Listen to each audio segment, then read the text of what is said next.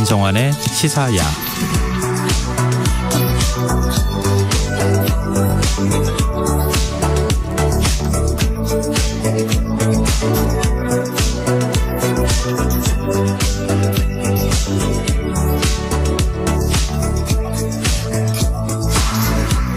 하루의 마무리, 오늘도 함께 하시죠. 시사평론가 김성환입니다. 최근 부모가 자녀를 살해하고 극단적인 선택을 하는 사건이 연이어 발생하고 있는데요.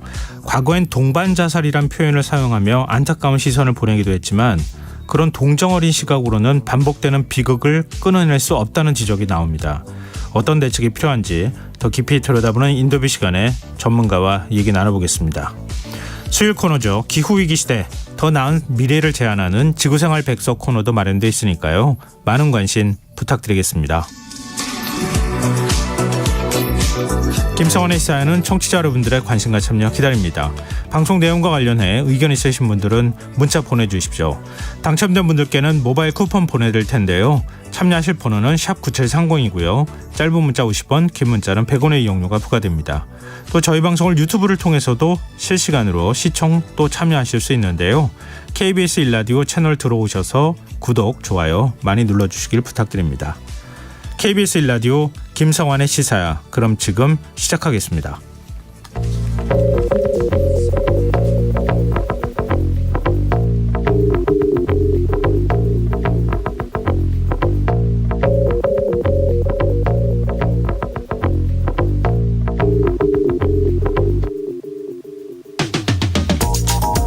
지난달 소비자 물가 상승률이 전년 동기 대비 3.7%를 기록했다고 하죠.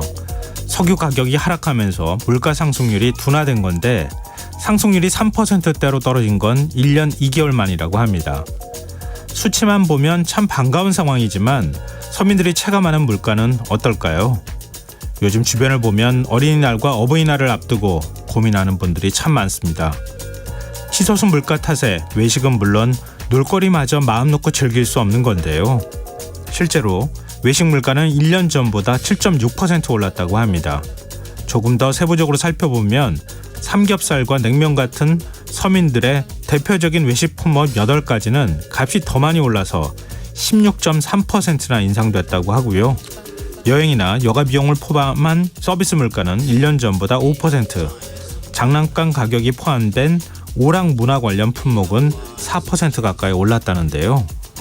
어린이날 대표적인 외출 장소인 놀이공원 입장권 가격마저도 이미 크게 인상된 바 있습니다. 월급 빼고 다 올랐다는 말이 딱 들어맞는 상황인데요. 요즘처럼 남들만큼 하자는 말이 어려운 때가 있었을까 싶은 마음도 듭니다. 문제는 전기 가스 요금 인상이 예고돼 있어서 외식 물가가 더 오를 가능성이 있다는 점인데요. 외식 물가는 한번 올라가면 좀처럼 떨어지지 않는 특성을 갖고 있다는 점에서 정부의 대책 마련이 그 어느 때보다 시급해 보입니다.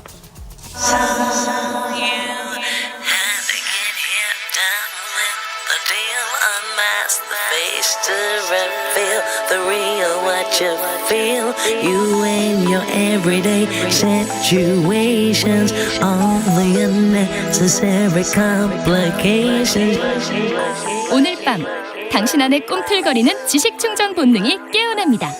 여러분의 자유탐구 영역 김성환의 시사야.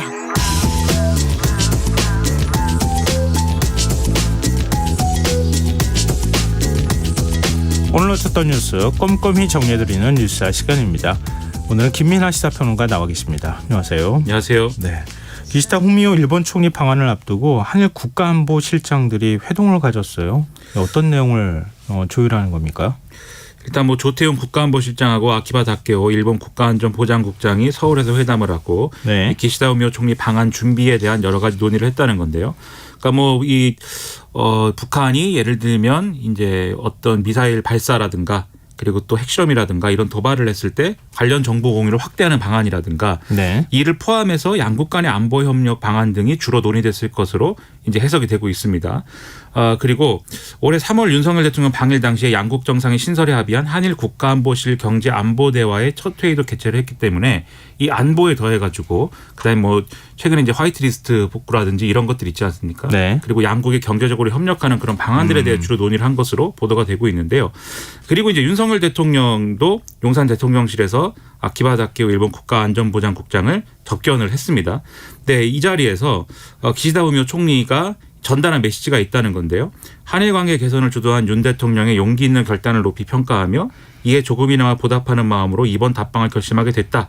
이런 내용이었다라는 겁니다. 네. 그러면 이게 여기서 이제 좀 생각해 볼 만한 게 앞서 이제 안보 문제도 있을 것이고 경제 문제도 있겠지만 또 우리가 또 주목하고 있는 게 우리가 채운 빈잔에 반 물 채운 거에 이제 일본이 반을 채우느냐. 그래서 과거사에 대한 입장 표명이 있느냐 이거 아니겠습니까? 네. 근데 일본 교도통신 보도를 보면은 이번에도 김대중 우부치 선언 포함해서 역대 내각의 입장을 계승한다라는 견해를 밝힐 방침이다. 이렇게 보도를 하고 있습니다. 다만 그 선언의 핵심이라고 할 수 있는 식민 지배에 대한 통절한 반성과 진심 어린 사과라는 구체적 표현이 직접 언급이 되는 것이냐에 대해서는 알려지지 않았다. 이렇게 보도를 하고 있는데 전문가들은 그 정도 표현은 나오기 어렵지 않을까라고 하면서 좀 우려를 하고 있는 그런 상황입니다. 국민 정서가 좀 다를 수도 있다 이런 얘기인데 어제 대통령실 대변인도 경제와 안보 이렇게 두 가지를 꼽는 게 이번 뭐 정상회담의 주요 초점이 될 것이라는 식의 얘기를 한 적이 있잖아요. 지금 뭐 물컵에 반잔 채우는 거, 일본의 성에 있는 호응 조치에 일본 과거 역사에 대해서 사과하는 것은 사실상 포함되지 않는 것 쪽으로 분위기가 지금 흘러가고 있는 거란 얘기예요. 거의 이제 그런 해석이 다수고요. 그런데 소수의 뭐 깜짝 놀랄 만한 일이 있을 수도 있다라는 기대가 있는 부분도 있습니다. 예를 들면 오늘 이제 일부 언론의 보도나 이런 것들을 확인을 해보면 네. 일본 내에서 기시다 총리가 강제동원 피해자들을 뭐 만나는 방안도 검토, 거론한다 뭐 이런 내용도 있는데 네. 그 전문가들의 어떤 견해나 이런 것들을 보면 그런 정도의 액션이 나오는 것은 사실 기대하기는 좀 어려운 상황이다라는 게 좀 다수 설이기 때문에 우리가 좀 큰 어떤 기대를 가지기는 좀 어려운 상황이다. 대체적으로 그렇게 봐야 될 것 같습니다. 기시다 총리가 G7 정상회의 열리기 직전에 우리나라를 방문하는 것을 두고도 여러 해석이 나오고 있어요. 그렇습니다. 아무래도 이제 G7 정상회의 전에 좀 한미 정상회담 이후의 어떤 상황들에 대해서 한일 간에 좀 밀착하는 모습을 보여주고 G7 정상회의에서 한미일 정상회담을 통해서 지금 쭉 말씀드린 안보와 경제 영역, 특히 안보에 대해서 좀 의견의 어떤 그 격차를 줄이려는 거 아니냐. 그래서 우리가 이제 합의한 뭐 확장 억제에 관련된 기구라든가 또 그와 관련된 이제 여러 가지 운용 방식이나 이런 거에 대해서 일본의 목소리를 내겠다는 거 아니냐 이런 해석이 다수인데 이 중에 이제 아무래도 그러한 이제 것에 초점이 맞춰지지만 네. 현안 중에 하나로서 후쿠시마 오염수 방류 이런 문제도 거론이 되지 않겠느냐 이런 분석이 지금 나오고 있거든요. 일단 이 부분에 대해서는 대통령실도 부정하지 않았습니다. 현안이기 때문에 네. 다뤄질 뭐 개연성이 충분하다라고 얘기를 하고 있고 언론 보도를 보면 좀 더 구체적인 얘기들이 지금 나오고 있습니다. 그래서 한일 정상회담에서 정부가 일본의 이 원전 오염수 배출 계획의 안전성 검증을 위한 한일 양자 차원의 과학조사 필요성을 제기하는 방안을 검토 중이다. 이렇게 이제 보도가 나온 거거든요. 이게 무슨 얘기냐면 지금 IAEA에 지금 따로 TF가 구성이 돼 있어서 네. 지금 이제 이 배출하고 있는 원전 오염수의 안전성이나 이런 것들을 평가하는 그런 상황이 진행 중이지 않습니까? 네. 그래서 이 TF가 지난해 4월, 6월, 11월 세 차례에 걸쳐서 방일 조사 진행하고 보고서도 발표를 해서 이 보고서 내용 가지고도 여러 가지 논란이 있었는데 그런데 이 TF에 한국인 전문가도 참여를 하고 있지만 하지만 이걸로는 부족하기 때문에 한일 간 별도 검증이 필요하다. 그래서 따로 이것은 독자 검증을 해야 된다라는 게 이제 지금 정부가 제시할 수 있는 그런 안이다라는 얘기가 흘러나오는 겁니다. 네. 그런데 일본 입장에서는 IAEA 차원의 프로세스가 그러니까 국제기구 프로세스가 진행 중인데 한일이 따로 이거를 뭐 검증하자라고. 이른바 검증단을 또 만들어가지고 또 감정하자는 얘기냐. 그렇죠. 예. 그렇게 나올 개연성이 지금 있기 때문에 네. 이게 또 받아들여지느냐 합의가 되느냐에 대해서도 여러 가지로 뭐 우리가 낙관할 수는 없는 상황이지만 어쨌든 논의의 추이는 지켜볼 필요가 있을 것 같습니다. 근데 정치권 분위기는 어떻습니까? 일단 국민의힘은 이 후쿠시마 원전 오염수 방류 관련한 검증 태스크포스를 구성을 했습니다. 그러니까 이와 관련된 의제가 다뤄지고 아무래도 이제 국민들이 여기에 대해서 우려하는 바가 있기 때문에 나름대로 대응을 하겠다라는 취지로 보이고요. 성일종 의원을 위원장으로 하고 이름이 이제 우리 바다 지키기 검증 TF라고 합니다. 그래서 이렇게 실무적으로 한일 정상회담의 어떤 여러 가지 쟁점들을 뒷받침하려는 그런 모습들을 움직임을 보이고 있는데요. 민주당은 우려를 표명을 하고 있습니다. 이재명 대표가 직접 최고위에서 이렇게 얘기를 했는데요. 이번 한일 정상회담만큼은 굴욕으로 점철된 지난 정상회담 과오를 되풀이하지 않길 바란다. 실질적인 어떤 성과가 있어야 된다. 이번에는 이런 점을 강조를 하고 있어서 한일 정상회담의 결과에 따라서도 여야 관계 이런 것들이 영향을 받을 가능성이 상당히 커 보입니다. 네. 또 우리가 일본을 향해서는 여러 가지 손을 내미는 모습들을 취했잖아요. 예를 들면 윤석열 대통령이 일제강제동원 제3자 배상안 발표하고 난 다음에 일본을 먼저 방문을 해서 한일 정상회담이 이루어지고 일본 측의 호응 조치를 기대한다 이렇게 해서 뭐 사실 화이트리스트 복원한 것도 그 조치 중에 하나라고 볼 수 있을 것 같은데 그런데 일본은 그 이후에도 사실 외교 청소 공개했을 때도 독도는 고유 영토다 이런 식의 어떤 주장들을 계속 이어갔단 말이에요. 기존의 태도에서 그런 문제에 있어서는 물러설 뜻이 없다라고 하는 걸 간접적으로 계속 보여주는 거, 직간접적으로 보여주고 있는 건데 그것도 또 하나의 방증이 될 수 있을 것 같은 게 민주당 전용기 의원이 독도를 방문했더니 일본 자민당 간사장이 격하게 반응했어요. 그렇습니다. 이 전용기 민주당 의원 그리고 민주당의 전국 청년위원회 및 전국 대학생위원회 소속 인원들이 이제 독도를 방문을 해서 사진도 찍고 독도는 우리 땅 외치기도 하고 뭐 이런 행사를 진행을 했는데요. 네. 여기에 대해서 일본 정부가 어제 여기에 대해서 매우 유감이다 이렇게 한국 측에 강하게 항의했다 이렇게 밝혔는데 주일 대사관을 통해서 사전 항의와 중지 요청에도 상륙이 강행이 됐다. 그래서 이 독도 근데 이제 일본은 이걸 다케시마라고 부르지 않습니까? 예. 다케시마는 일본 땅이다라는 주장을 되풀이했다라고 자신들이 이제 언론에 공개를 했고요. 그리고 외무상과 이제 경제 산업상 등을 지낸 바 있는 모테기 도시미스 일본 자민당 간사장의 경우도 이 부분에 대해서 매우 유감이다라면서 굉장히 격앙된 표현을 지금 해서 말씀하신 대로 여러모로 논란인 그런 상황입니다. 아니 뭐 지금 매우 유감이다 이렇게 얘기하는 정도 수준이 아니라 도저히 인정할 수 없다. 그렇죠. 매우 유감이다 이렇게 표현했어요. 그러니까 자신들로서는 뭐 그쪽도 이제 우리나라라고 표현을 했는데 일본이니까 자기 땅이라고 하니까. 그렇죠.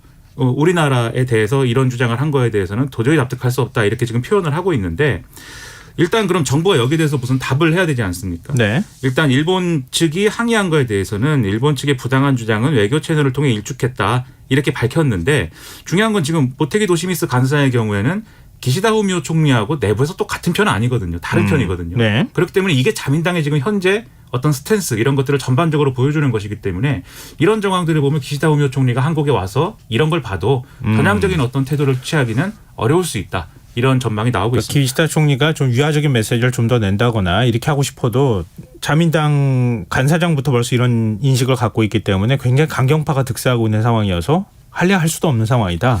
그렇죠. 더군다나 이제 지난번에 보궐선거, 지방선거 성과가 좋다고 지금 판단하고 있어서 네. 중의원 해산도 예정을 하고 있거든요. 예. 총선 다시 치른다는 건데 또 선거를 해야 된다고 하면 과연 그런 정치적 구도 안에서 기시다 후미오 총리가 자기 땅, 이 일본 사람들이 볼 때 무리수를 둘 수 있겠느냐, 파격적으로 갈 수 있겠느냐 우려가 많이 나오는 것이죠. 그런데 뭐 대통령 간 것도 아니고 장관 간 것도 아니고 야당의 국회의원 한 명하고 그것도 막 대학생들이 간 거잖아요. 그렇죠. 이거 가지고도 이렇게 반응해야 되는 겁니까? 그러게 말입니다. 그리고 늘 말씀드립니다만 독도는 우리 땅이라고 하는 것에 논쟁의 여지는 없는 것 아니겠습니까?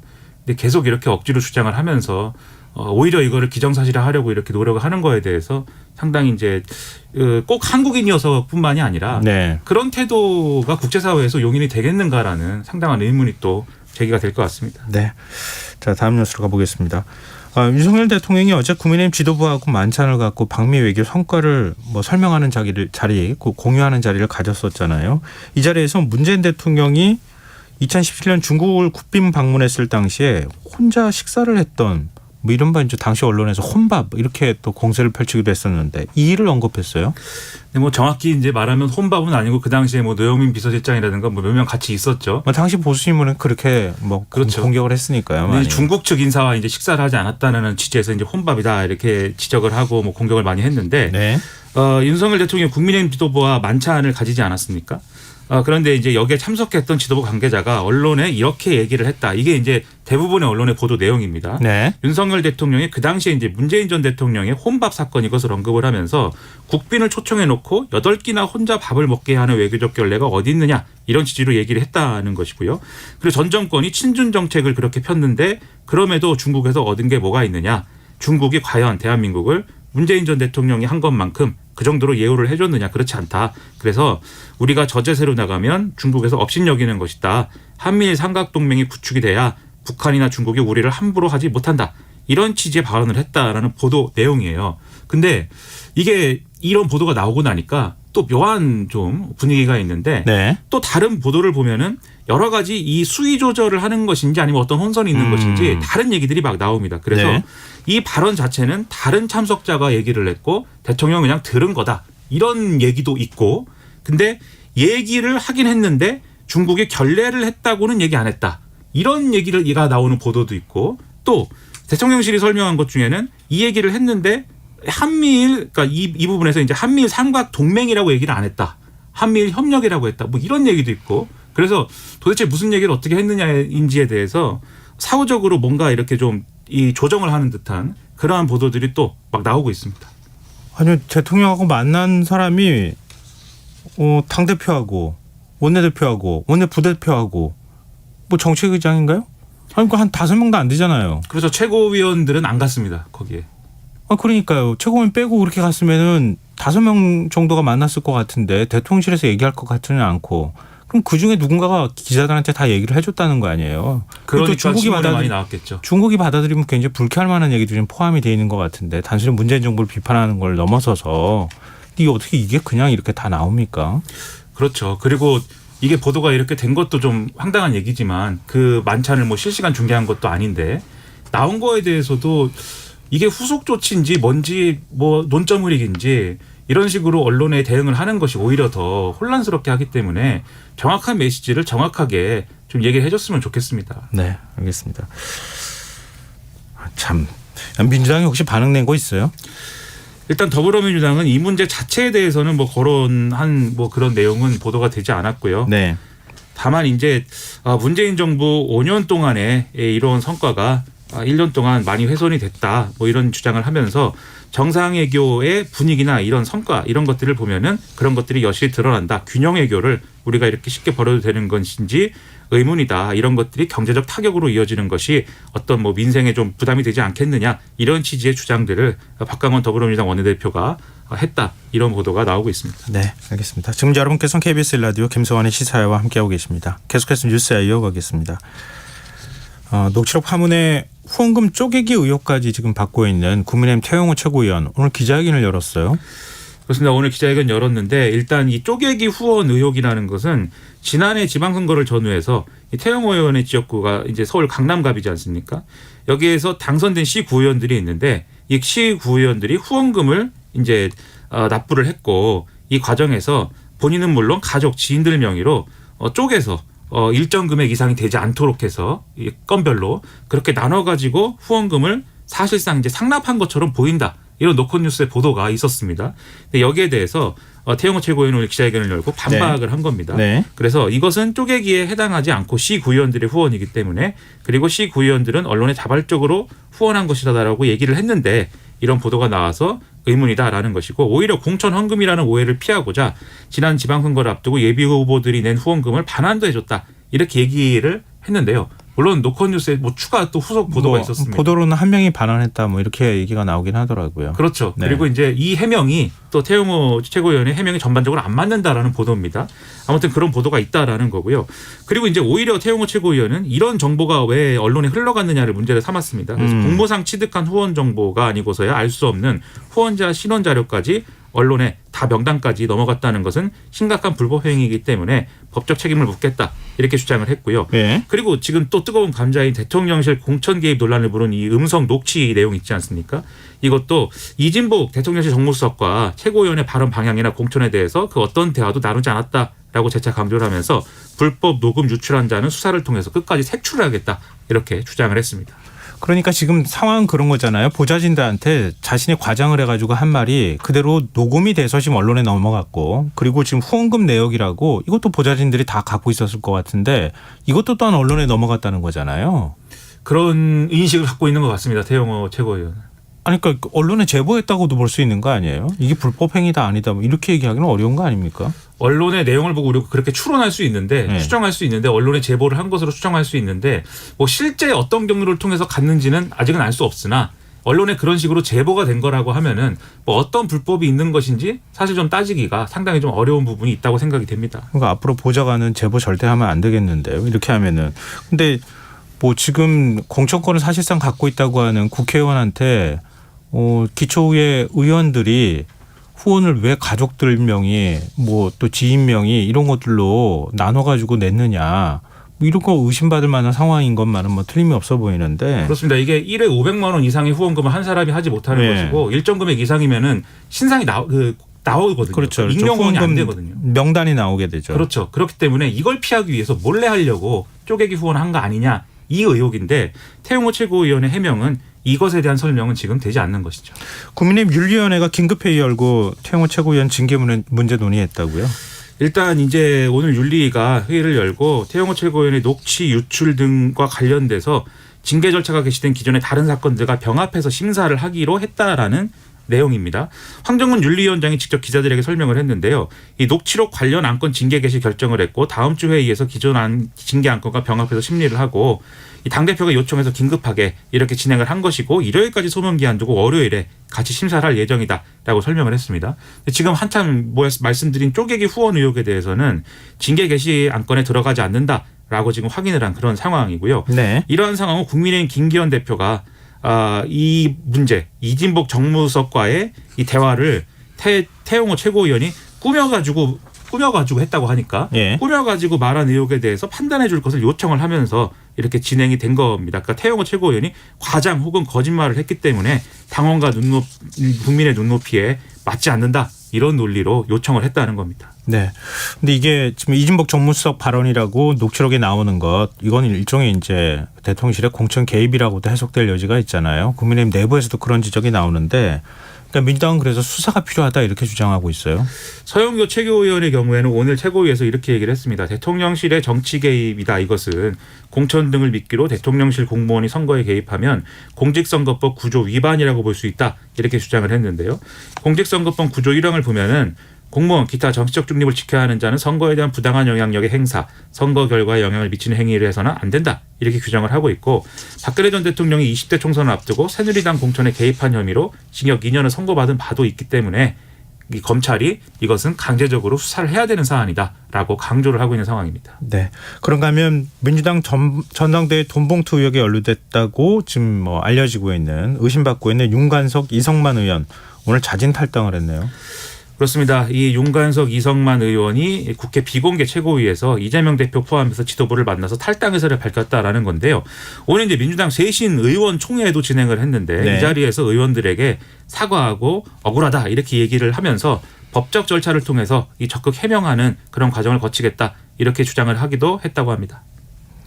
민주당 내에서는 당이 너무 미온적으로 대처하고 있다. 이런 비판하는 목소리가 계속 끊이지 않아요. 그러니까 오늘 오후 3시부터 3시간 동안 이제 방금 말씀드린 쇄신 의원 총회를 진행을 한 건데요. 네. 자유토론 발언이 한 25건 정도 나왔는데 많은 의원들이 지금 당의 초기 대응이 미흡하다. 그래서 지금보다도 훨씬 엄중하게 이 사안을 다뤄야 되는데 지금 이제 윤관석 이성만 의원이 자진 탈당을 했기 때문에 앞으로 추가로 뭐 관련자가 드러나거나 하면 이 기준에 맞춰서 처리하는 게 필요하다 등등의 네. 이런 의견들이 제시가 됐다라고 이소영 원내대변인이 의총 결과를 브리핑을 했습니다. 뭐 조사위 구성한다거나 이런 얘기는 없어요? 일단 뭐 필요하다라는 주장은 나왔는데 그러한 것들을 이제 실제로 할 것이냐에 대해서는 아직 결론이 나오지 않은 것 같습니다. 매일 논의만 하고 결론이 안 나오는 거 계속 비판적인 목소리는 나오고 있고 당내에서도. 결정을 한 게 하나 있는데 네. 논의를 더 하자. 1박 2일 워크숍을 통해서 더 얘기해보자. 이것은 결정을 한 것으로 파악이 됩니다. 이거를 꼭 그렇게 해야지 이 논의가 모아지는 겁니까? 모르겠습니다. 뭐 밤새도록 얘기하고 다음날 울고 뭐 이렇게 하면 해결이 되는 일인지 잘 모르겠습니다. 네, 알겠습니다. 민주당을 바라보는 눈이 많다는 것도 민주당이 기억을 해야 될 것 같네요. 자, 뉴스야 오늘 여기까지 하겠습니다. 김민아 시사평론가였습니다. 고맙습니다. 고맙습니다.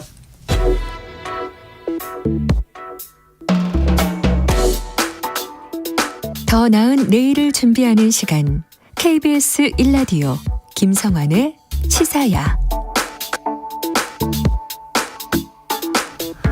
어제는 경기도 평택에서 오늘은 서울 노원구에서 부모가 자녀를 살해한 후 극단적인 선택을 하는 사건이 연이어 발생하고 있습니다.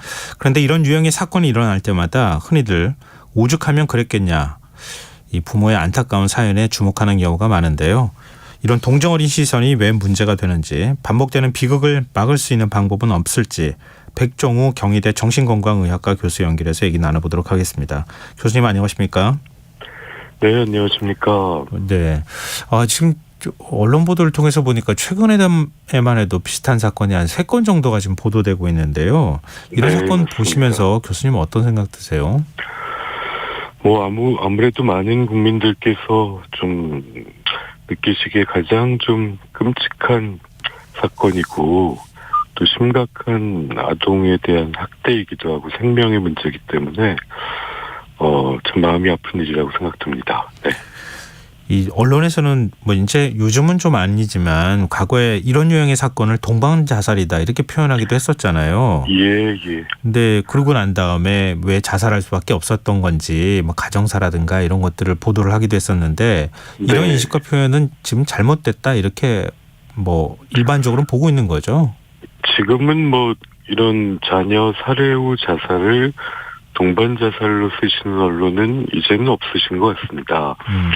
흔히 동반 자살이라는 거는 자살을 결심하면 두렵거든요. 이때 이제 도움을 이제 조력자를 찾거나 이제 이런 경우를 이제 동반 자살이라고 하는데 네. 아동은 동의한 바도 없고 동의할 능력도 없기 때문에 이제 피해를 입은 거죠. 그래서 동반 자살은 적절치 않다고 보고요. 네. 자녀 살해 후 자살이 맞는 표현이라고 생각합니다. 네. 지금 이런 사건이 얼마나 빈번하게 일어나는지 혹시 통계가 있습니까? 예, 우리나라도 이제 재작년부터 보건복지부에서 이 통계를 발표하고 있고요. 예. 이전에도 심리부검으로 이제 경찰청 사망 자료를 봤을 때 1년에 이제 한 20건 수준이다가 2010년 이럴 때는 최근에는 한 1년에 한 40건 정도 이렇게 발생하고 있습니다. 그럼 좀 증가 추세라고 봐야 되는 겁니까? 예, 다소 증가하는 게 사실입니다. 네. 그러면 이런 자녀 살해 후 자살 이런 어떤 범행 동기도 어떤 분석이 되고 있습니까? 예, 우리나라 통계에도 이제 1번은 경제적 이제 원인, 예, 이제 뭐 파산 위기라든지 이런 경제적 원인이 있을 때, 이게 잘못된 판단을 하는 거죠. 이타적인 동기, 그러니까 부모가 먼저 떠나면 아이는 제대로 클 수 없을 거기 때문에 차라리 데려가는 게 낫다. 이렇게 정당화될 수 없는 잘못된 판단을 하는 경우가 있고요. 네. 그리고 또 이제 굉장히 급성 정신병적 상태에서 이런 일이 발생하는 경우가 또 적지 않습니다. 비율이 또 해외는 더 이 비율이 높고요. 또 일부는 이제 배우자에 대한 복수라든가, 예, 또 우발적으로 이제 분노를 조절하지 못했다든가, 뭐 이런 한 4가지 이유가 이제 가장 많이 차지하고 있는 것으로 보고되고 있습니다. 급선 정신병적 병력이라고 표현을 하셨는데요. 네. 구체적으로 어떤 겁니까? 저도 제가 제일 처음 만난 그 아동을 살해한 분이 이제 조현병 환자였는데, 네.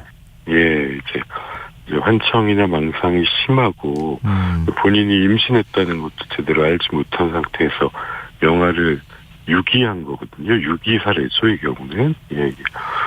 뭐 이런 경우, 특히 이제 산후정신증이라든가 이제 아이가 되게 피해적으로 느껴지는 이런 정신병적인 상태에서 아이를 유기하거나 이제 살해하는 경우는 되게 신생하고 이제 가해자가 어머니가 되는 뭐 이런 네. 경우도 있습니다. 네.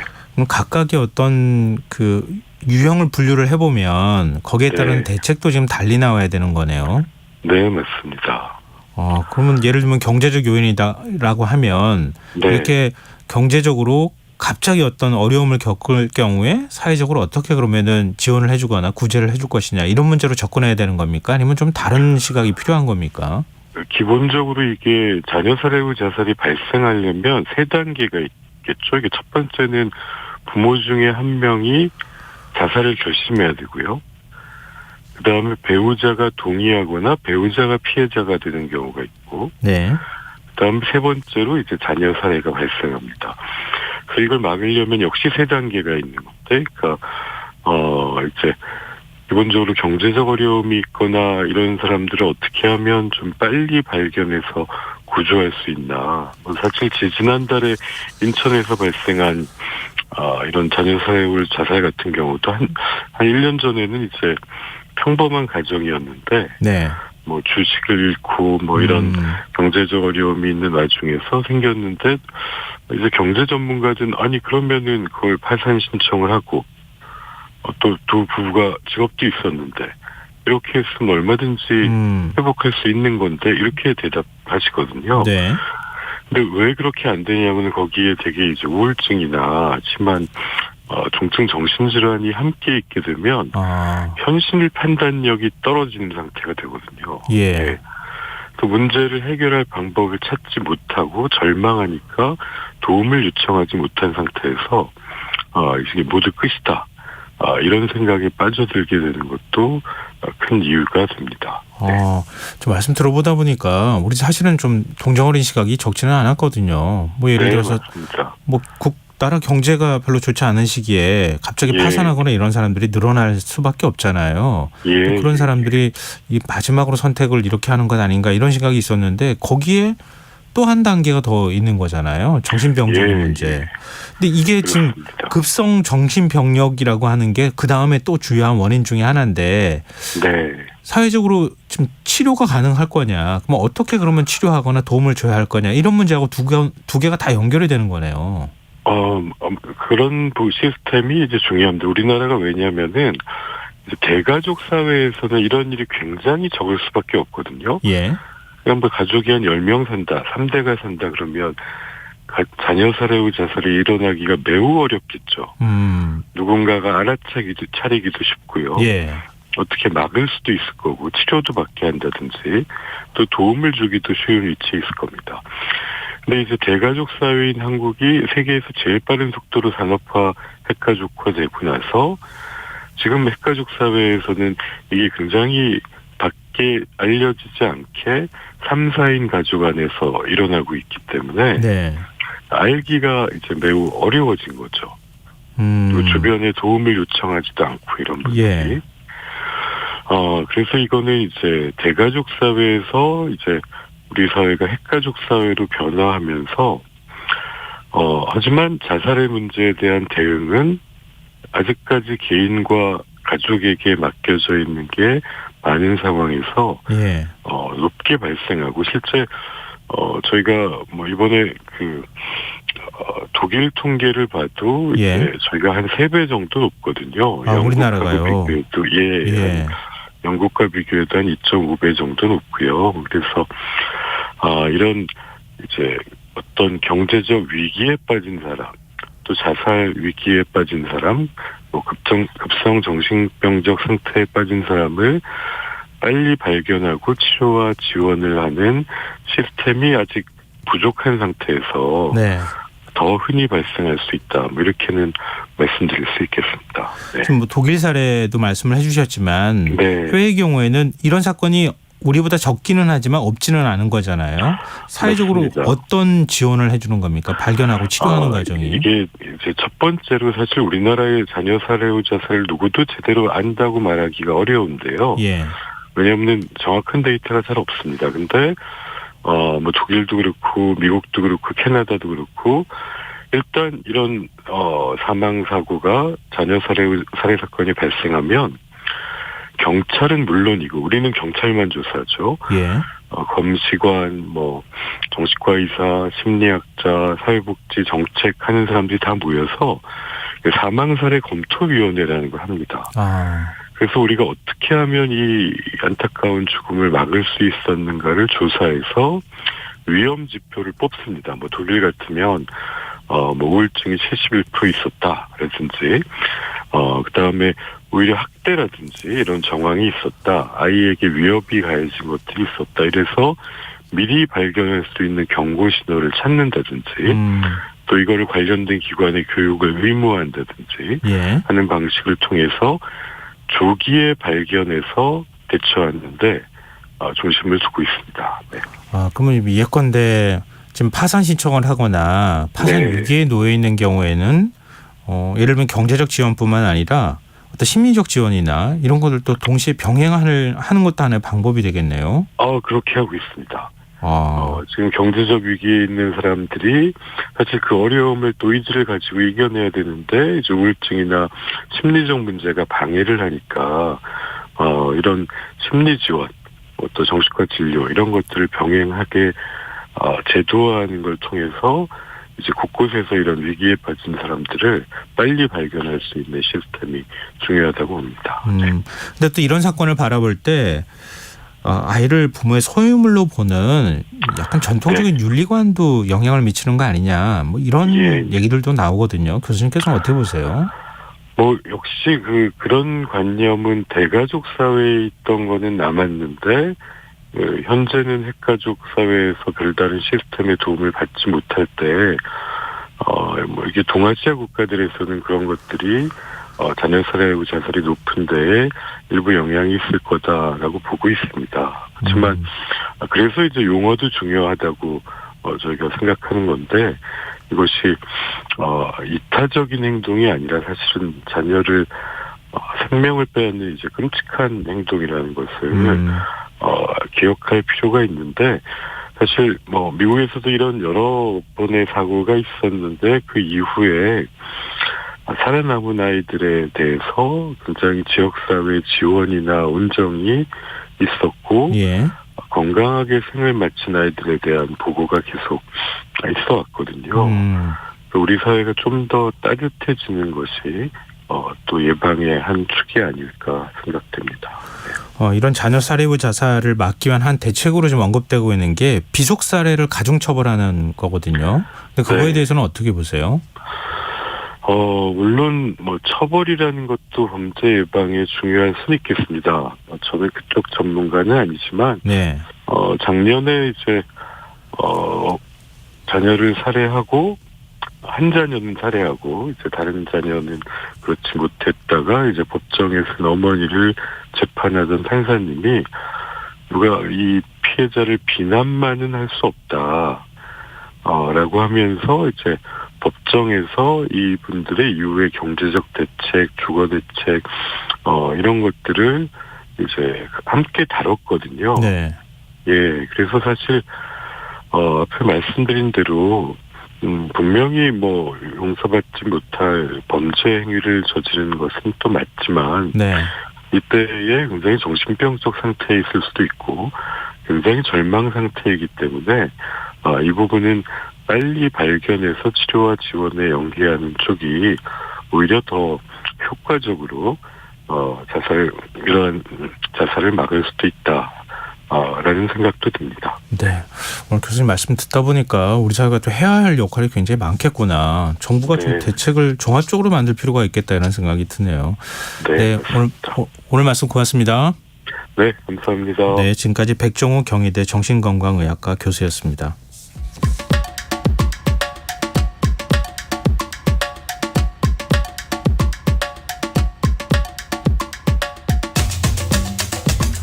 유럽연합이 기후위기에 대응하기 위해 탄소 국경 조정 제도를 시행하기로 했다고 합니다. 이 산업계 입장에서는 환경 규제가 더 강화되는 셈인데요. 우리가 주목해야 할 점은 뭐가 있을까요?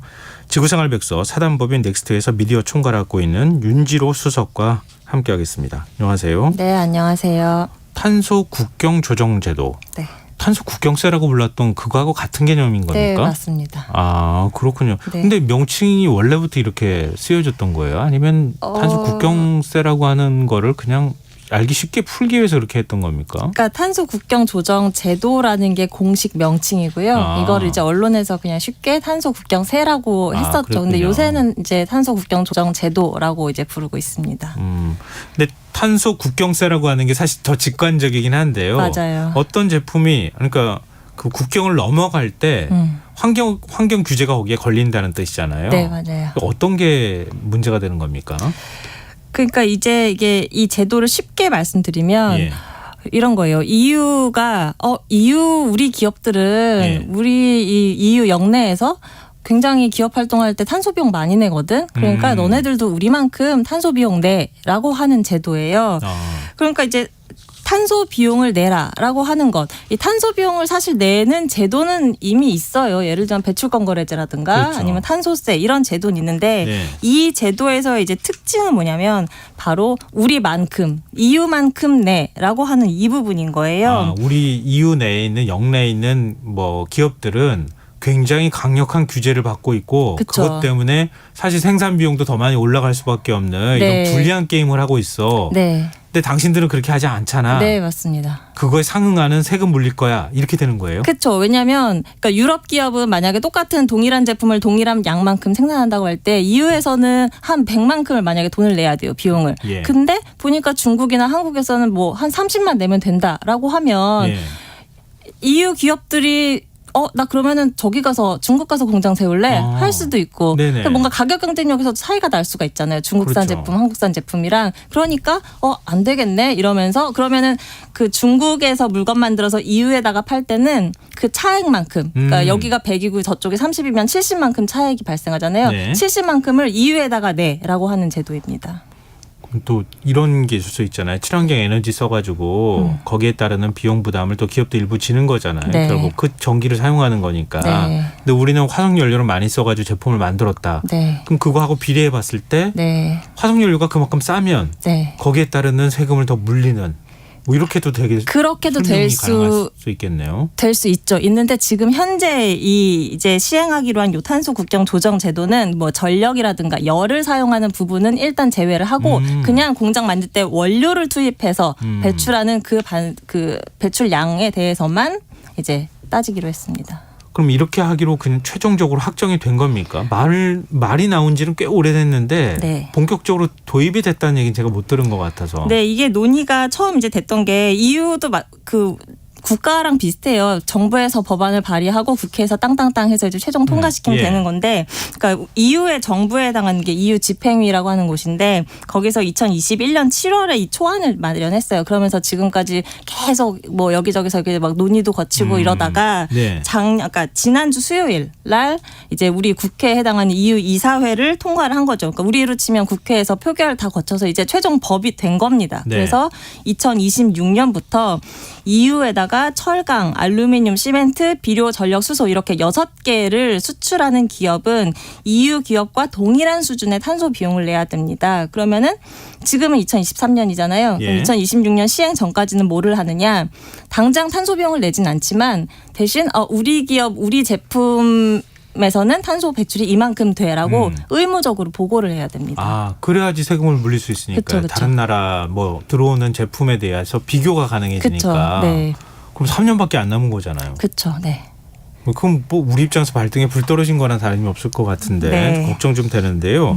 혹시 다른 나라들은 반발하지 않나요? 이것도 또 달리 말하면 무역 장벽을 쌓는 것이나 다름이 없는 거잖아요. 네, 맞습니다. 그래서 사실 뭐 우리나라도 그렇고 여러 나라에서 우려의 목소리를 내는 게 사실이에요. 왜냐하면 이게 이제 이렇게 뭐 탄소 국경, 이게 배출권 거래제라든가 탄소세 이런 거는 자기들끼리 그냥 그 정해진 나라 안에서만 하면 됐었는데 이 제도를 남의 나라한테도 너네도 그럼 우리처럼 해라고 강제하는 제도잖아요. 그쵸. 그러다 보니까 당연히 이제 어떤 저항감이 있고 그래서 이제 이게 뭐 WTO 협정에 위배된다라고 지적하는 목소리도 사실 있습니다. 네. 이거는 지금까지도 논란이 분분하고요. 아직까지 뭐 이것 때문에 뭐 WTO에 제소를 했다 뭐 이런 나라까지는 없지만 분명히 이제 제도 시행 전까지 분명히 도전을 받을 수는 있겠죠.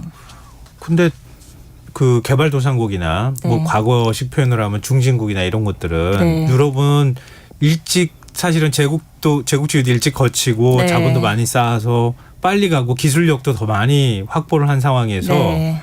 탄소 문제 다 심각하다는 건 알지만 먼저 기술 개발해가지고 앞서가면 네.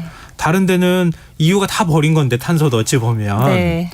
다른 데는 뒤늦게 경제 개발하려고 하는데 이렇게 무역 장벽 싸우면 이거 너무 불공평한 거 아니냐 이런 얘기 나올 법한데요. 그렇죠. 불공평할 수 있고요. 그래서 사실은 이렇게 만약에 이걸 제도를 시행해서 정말 탄소 국경세처럼 이게 걷어들이면 예. 이걸로 제3국에 지원해줘야 되는 거 아니냐 뭐 이런 얘기도 사실은 있긴 있어요. 예. 있는데 그러면 이게 그러면 정말 EU 기업들한테는 정말 너무너무 혜택이 되고 막 쌍수 들고 환영할 만한 그런 제도냐라고 하면은 사실은 유럽 기업도 이 제도가 도입됨으로 인해서 지불해야 될 비용이 늘어나기는 합니다.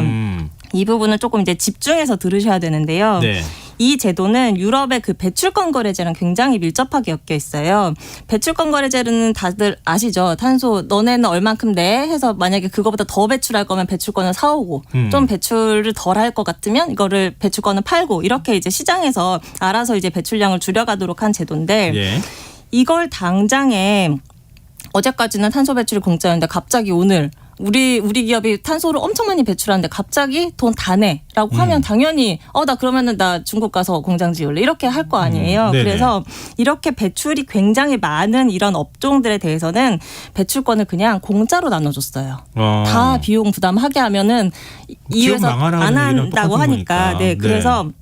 이번에 그 탄소 국경 조정에 포함되는 그 6개 업종이 이렇게 탄소 배출은 되게 많은데 그렇다고 해서 계속 이렇게 압박을 했다가는 예. 그러면은 다른 나라로 가겠어 이런 업종들이라서 그런 기업들은 사실은 그동안 배출권을 다 공짜로 받았었어요. 예. 네.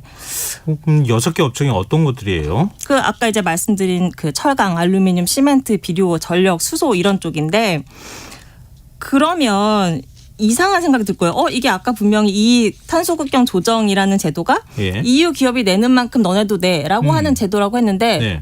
알고 봤더니 이 업종은 사실은 배출권을 공짜로 받고 있었네? 그럼 무슨 근거로 다른 나라 기업한테 돈 더 내라고 하지? 사실 말이 안 되잖아요. 예. 그렇기 때문에 이 제도가 도입이 되는 2026년부터는 그 무료 배출권의 그 비중이 점점 줄어들게 됩니다. 그래서 굉장히 빨리 줄어들어요. 2026년에 이들 업종이 전체 만약에 아까 무상할당 비중이 97.5%로 전망이 되는데 이 무상할당 비중이 그러니까 무상 배출권이요. 네. 그 비중이 2030년에는 51.5%로 줄고요.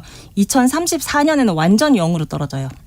그래서 그러면- 그때는 전량 배출권을 다 사서 해야 되는 겁니다. 유럽 기업도. 그러니까 유럽 기업 입장에서도 사실은 비용이 늘어나는 거죠.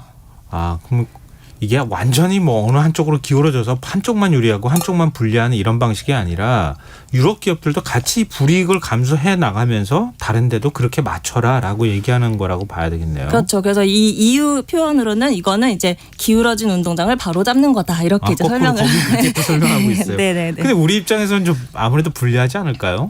그렇죠. 그래서 이제 우리가 워낙 또 무역으로 먹고 사는 나라니까. 그렇죠. 그래서 EU 집행이 초안 내놨을 때부터 사실 여러 기관들에서 우리나라한테 어떤 영향을 줄까 분석 보고서를 냈어요. 예. 예를 들면은 뭐 한국은행 2021년 보고서를 보면 수출이 연간 0.5% 줄어들 거다 이런 전망도 있고. 근데 사실은 이제 이 6개 품목이라고 말씀드렸지만 이 중에서 우리한테 사실 직접적인 영향이 있을 만한 거는 철강이에요. 그렇죠. 왜냐하면 예. 다른 거는 뭐 이렇게 수출량이 많거나 하진 않거든요. 그래서 철강이 좀 이제 주목을 해서 봐야 되는데 작년에 그 에너지경제연구원 보고서를 보면 네. 철강 쪽은 EU 수출액 중에서 한 8.1%를 탄소 비용으로 내야 될 거다 이렇게 분석을 하기도 했습니다.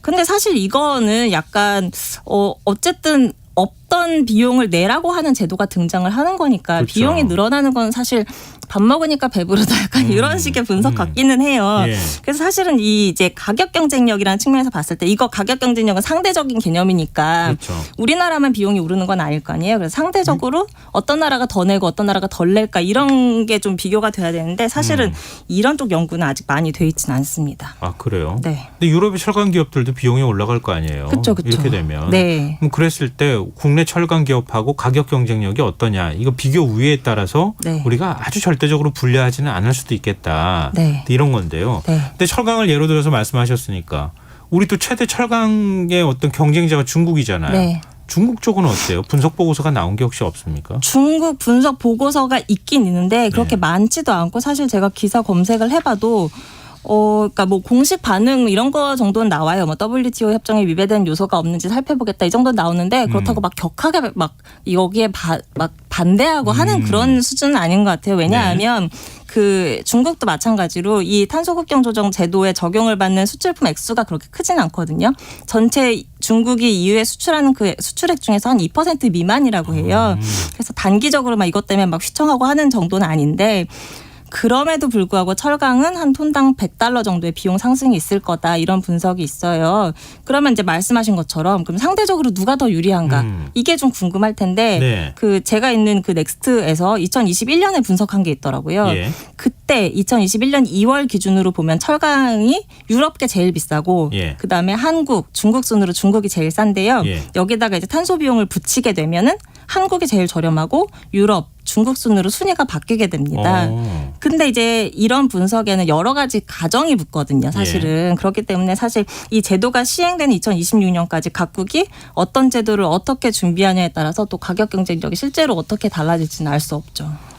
그런데 환경 문제가 하나 기후 위기 문제가 끼어들어가니까 네. 이 국제 무역에 대해서도 이렇게 복잡한 계산이 필요하구나. 네, 이 맞습니다. 생각이 되게 되는데 그럼 우리가 이 점에서 어떻게 뭘 준비해야 되는 겁니까? 뭐 예를 들면 철강을 생산할 때 지금은 용광로에다가 철강석이랑 석탄 넣어서 쇳물 뽑아서 만드는데 이게 네. 진짜 어마어마하게 온실가스 배출을 많이 해요. 네. 그래서 이 석탄 대신에 뭐 수소를 넣는다든가 아니면 전기로를 쓴다든가 하면 탄소 배출을 줄일 수가 있고 또 이 탄소 국경 조정이 유럽이 내는 만큼 내는 게 핵심이라 그랬잖아요. 예. 그러니까 우리가 만약에 유럽 수준만큼 강력한 배출권 거래제를 우리나라 안에서 운영을 한다면 유럽에 돈 안 내도 우리나라에서 그 탄소 비용을 내면 유럽에 돈 안 내도 되거든요. 예. 그러면 괜히 국부가 유출될 일이 없겠죠. 그리고 또 뭐 예를 들면은 이제 전력 부문으로도 나중에 이 제도가 충분히 그 계속 그 전력에서의 온실가스 배출도 편입이 될 수 있기 그렇죠. 때문에 역시 이것도 뭐 재생에너지를 늘린다거나 그러니까 빨리 화석연료 사용 비중을 줄이고 하는 제도가 이제 필요하겠죠. 그래서 정리를 하자면 예. 결국 이제 우리가 괜히 유럽에 생돈을 내는 거잖아요. 잘못하면. 그렇죠. 그러니까 생돈 낼 일 없이 우리나라 국내 배출권 거래제 이제 사기에 들어갈 사기를 짜야 될 시기거든요. 사기 네. 배출권 거래제. 예. 그 제도를 좀 잘 만들어서 유럽에 괜히 돈 내는 일 없도록 하고 화석연료를 빨리 줄여가는 게 가장 중요하다 이렇게 생각합니다. 그러니까 또 정부의 의지가 중요하다는 쪽으로 자꾸 가게 되는데 네.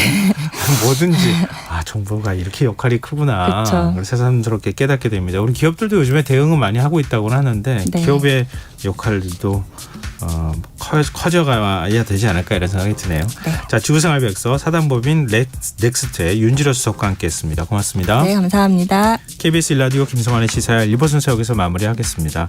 11시 전과 2부에 다시 찾아오겠습니다.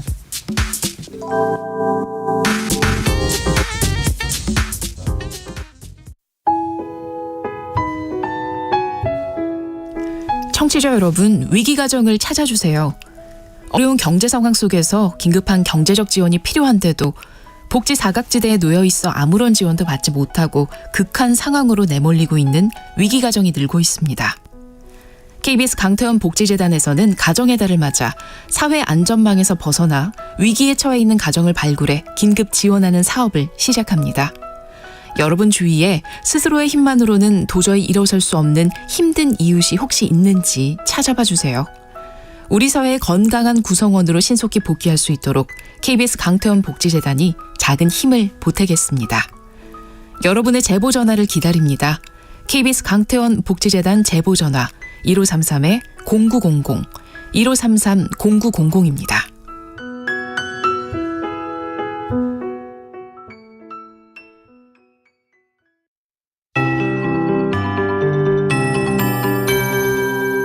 KBS 58분 날씨. 현재 제주도에 호우특보가 발효 중인 가운데 제주도에는 시간당 20mm 안팎의 강한 비가, 전남 해안에는 5mm 미만의 비가 내리고 있습니다. 내일 오전에는 일부 전북과 경남 서부로 비가 확대되겠고 내일 오후에는 수도권과 충청권, 경북, 내일 밤에는 전국 대부분 지역으로 비가 확대되겠습니다. 어린이날인 모레는 전국에 비가 내리겠습니다. 글피 새벽에 수도권과 충청권, 전라권부터 비가 그치기 시작해서 오전에는 그 밖의 지역 비가 그치겠습니다. 예상 강수량은 남해안과 제주도, 지리산 부근엔 50에서 150, 많은 곳은 제주 산지에서 400mm 이상, 서울을 포함한 그 밖의 전국에도 30에서 100mm, 수도권과 강원 영서에는 120mm가 넘는 곳이 있겠습니다. 비가 내리면서 바람도 매우 강하게 불겠습니다. 서해안과 남해안, 제주도는 순간 풍속 초속 20m 이상, 그 밖의 지역도 초속 15m 안팎으로 바람이 강하게 불겠습니다. 비와 바람에 의한 피해가 없도록 철저히 대비하시기 바랍니다. 내일 미세먼지 농도는 좋음이나 보통으로 예상됩니다. 서울지방 현저기온 18.6도, 습도 72%입니다. KBS 58분 날씨 전금배입니다.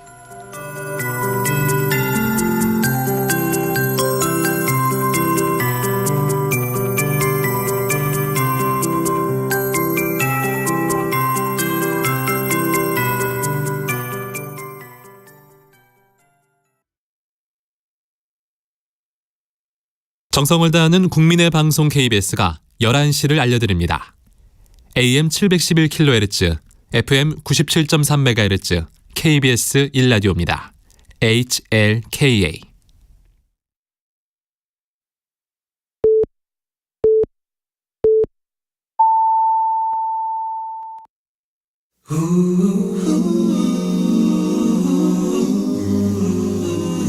이 밤 그냥 보내긴 아쉬우니까요. 당신의 하루의 끝까지 야무지게 채워드립니다. 당신의 지식 충전소 김성환의 시사야.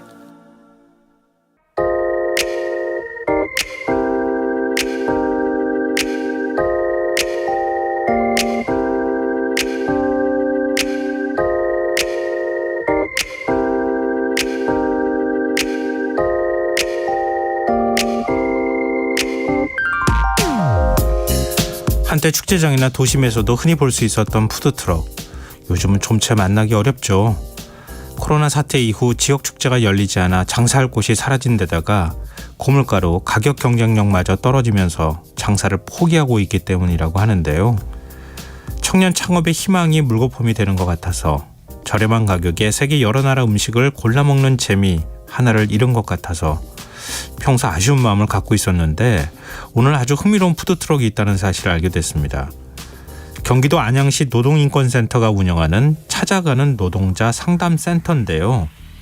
이게 말이 상담센터지 빨간색으로 도색한 트럭 위 한쪽에 마련된 조리공간에 직원들이 서서 손님을 응대하는 모습이나 점심시간 트럭을 에워싼 직장인들이 무언가 먹고 있는 장면, 이건 일반적인 푸드트럭과 별반 차이가 없는데요.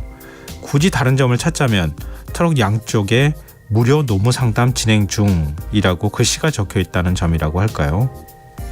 센터 직원들은 직장인들에게 간식을 나눠주며 노무 상담을 받아보라 권유하고, 트럭 옆에 마련된 간이 테이블에서는 노무사가 즉석에서 전문적인 상담을 해주고 있었습니다.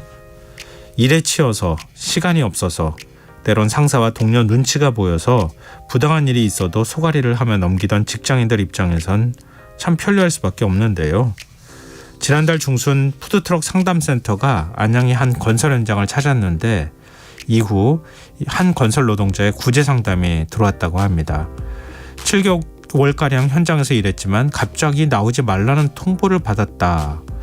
이런 노동자의 말에 해고에 절차적 하자가 있다는 점을 알려주고 추가로 도움을 주기로 했다고 하는군요. 지난해 8월 전국 최초로 비영리 사단법인 형태로 문을 연 안양시 노동인권센터. 지난달부터 이렇게 시내 곳곳을 돌면서 상담한 건수가 벌써 1000건이 넘는다는 기사 대목을 읽으며 문득 이런 생각이 들었습니다. 정부의 노동정책도 이렇게 노동자들에게 먼저 다가가 현장의 목소리를 들어주는 방식으로 풀어나가면 더 좋지 않을까? 지금까지 오늘의 발견이었습니다.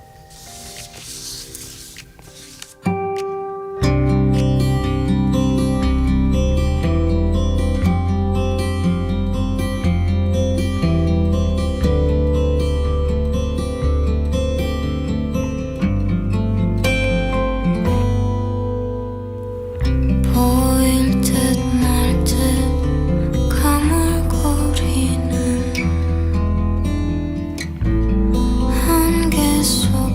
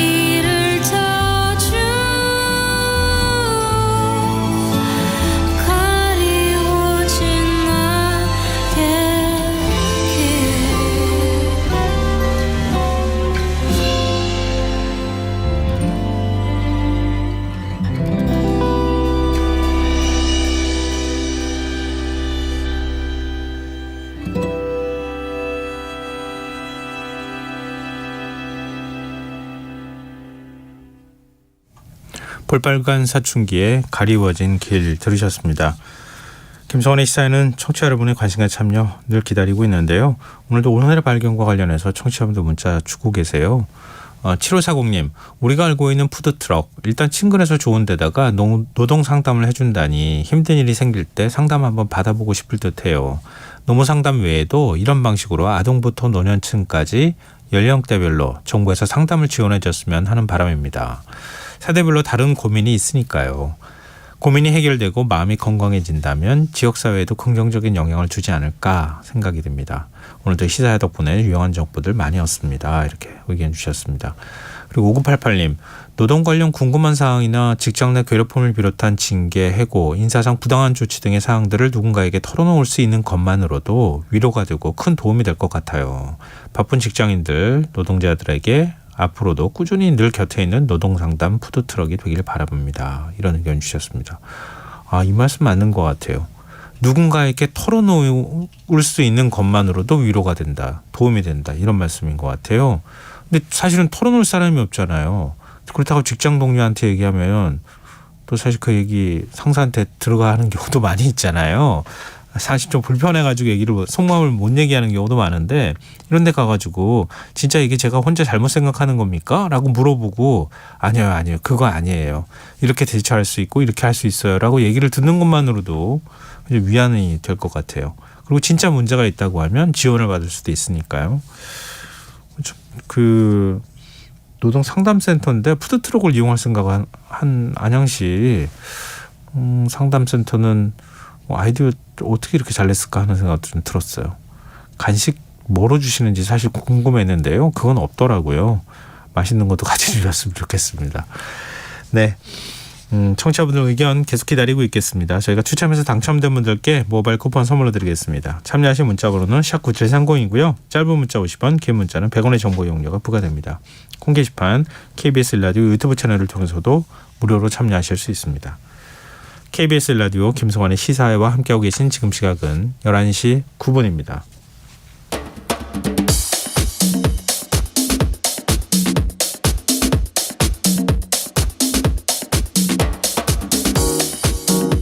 오늘 일어난 세상 곳곳의 소식들 당일 배송으로 전해드립니다. 밤참 뉴스 이영경 뉴스캐스터 나와 계십니다. 안녕하세요. 네, 안녕하세요. 네, 복수 확진자가 50명을 넘었네요. 일주일 새 18명이 늘어난 겁니다. 물론 이제 환자들 대부분의 경우에는 증상이 생명에 지장이 있을 정도로 심각한 상황은 아니고요. 네네. 경증인데다가 진단부터 격리 해제까지 11.9일 정도가 걸렸습니다. 그러니까 일정한 시간이 지나면 자연 치유되는 그런 부분들이 있는데요. 4월 26일부터 5월 2일까지 일주일 동안 엠폭스 확진자가 18명이 늘어서 현재까지 누적 확진자는 52명이라고 밝혔습니다. 오늘부터 좀 달라지는 조치가 있는데요. 네.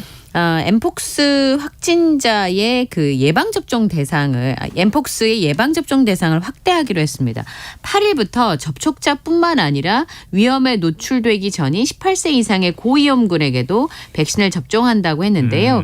지금까지 엠폭스 백신의 접종 대상자는 의료진이나 진단요원, 역학조사관, 관리대상 접촉자만 접종 대상이었습니다. 네. 여기서 관리대상 접촉자라고 하는 거는 이 엠폭스에 노출된 지 14일 이내인 사람을 의미하거든요. 그러니까 지금까지는 이런 분들만 백신 접종을 했는데 네. 확대 접종을 하는 건 이제 고위험군들에게 백신을 접종한다라는 내용만 나와 있습니다.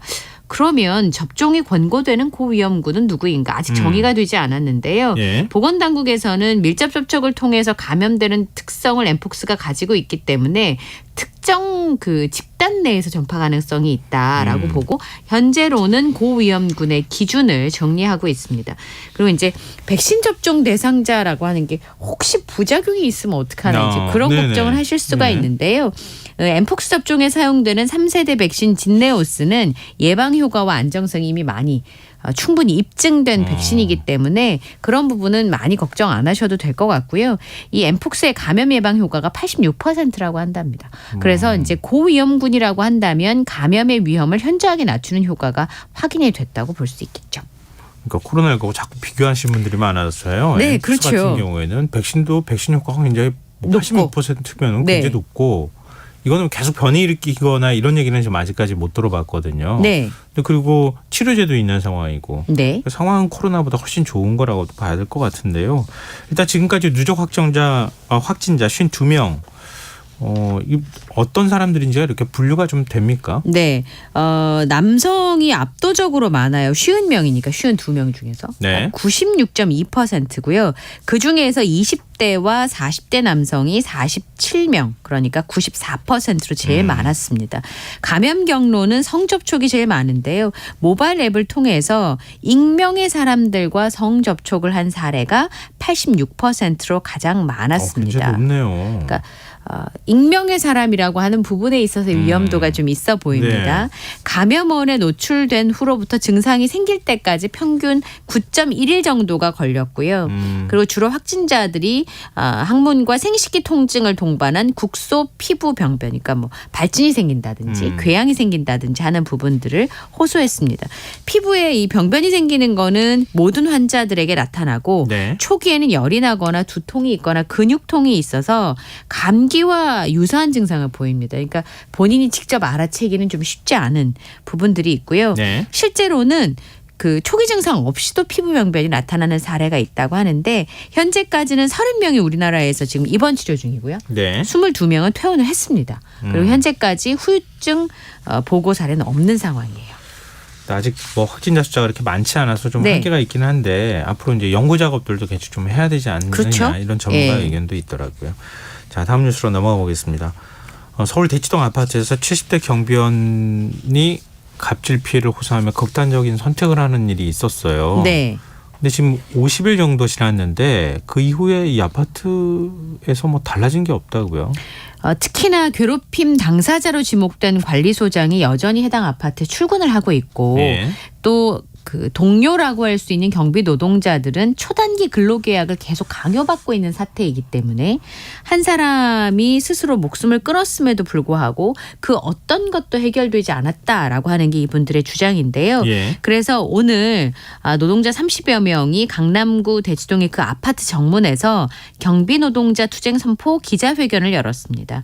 갑질과 괴롭힘으로 경비원을 죽음에 이르게 했는데 그 가해자 관리소장이 여전히 버젓이 출근을 하고 동료의 억울한 죽음을 밝히려고 했던 경비대장이 해고를 당했다. 그리고 경비원들은 지난 3월 말에 경비 용역업체로부터 석 달짜리 초단기 근로계약을 다시 요구받았다라고 밝혔습니다. 네. 지난달 아파트 입주자 대표회의가 관리소장이 소속된 경비용역업체랑 계약을 해지하겠다고 했는데 네. 아직까지 새 업체가 선정이 안 됐어요. 그러니까 관리소장이 속해 있는 경비용역업체가 교체가 안 되고 그 당사자로 지목된 관리소장도 여전히 출근을 하고 있는 거죠. 이 사망한 전 아파트 경비대장이 육체적 정신적 고통을 책임져야 한다. 관리소장에게 이런 호소문을 남기고 생을 마감했는데요.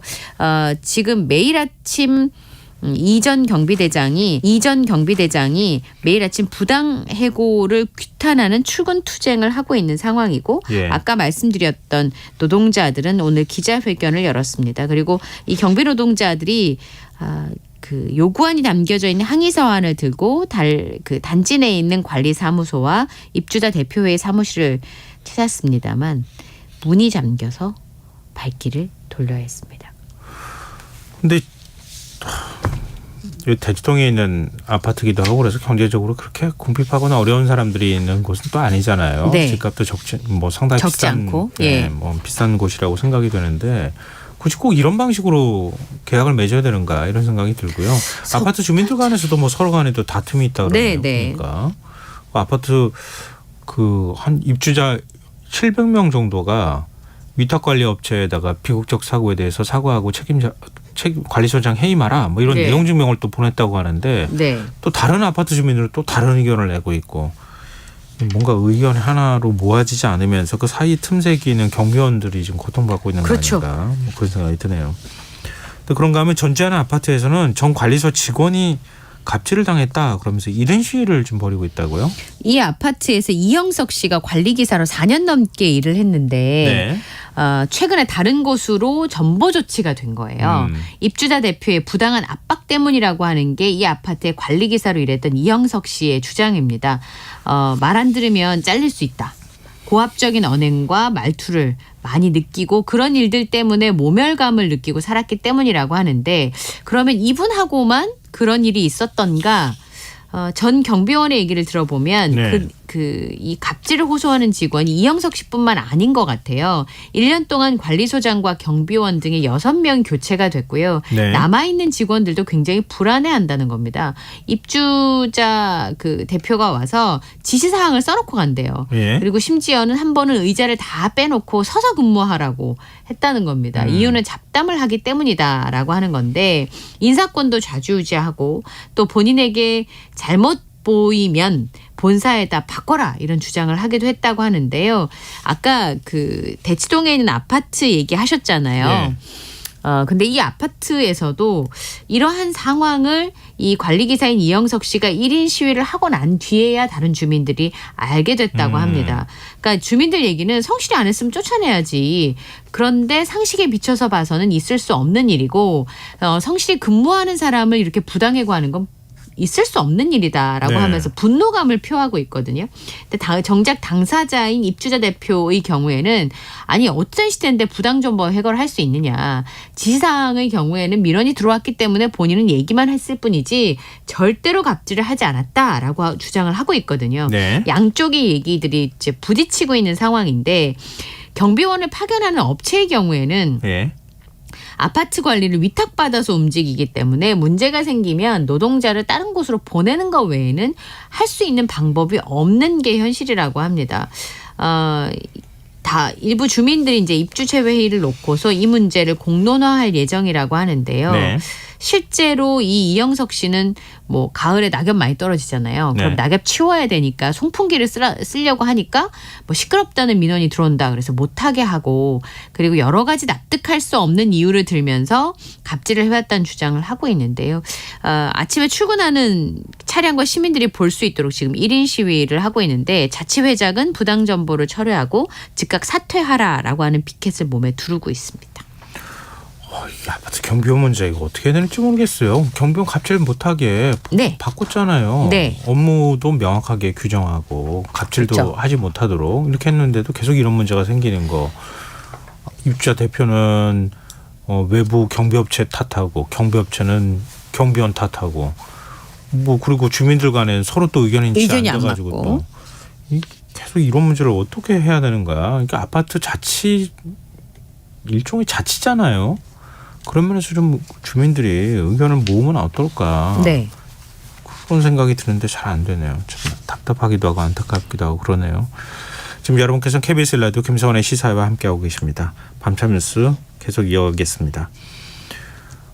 제주에서 노키즈존을 금지하는 조례안이 입법 예고가 됐어요.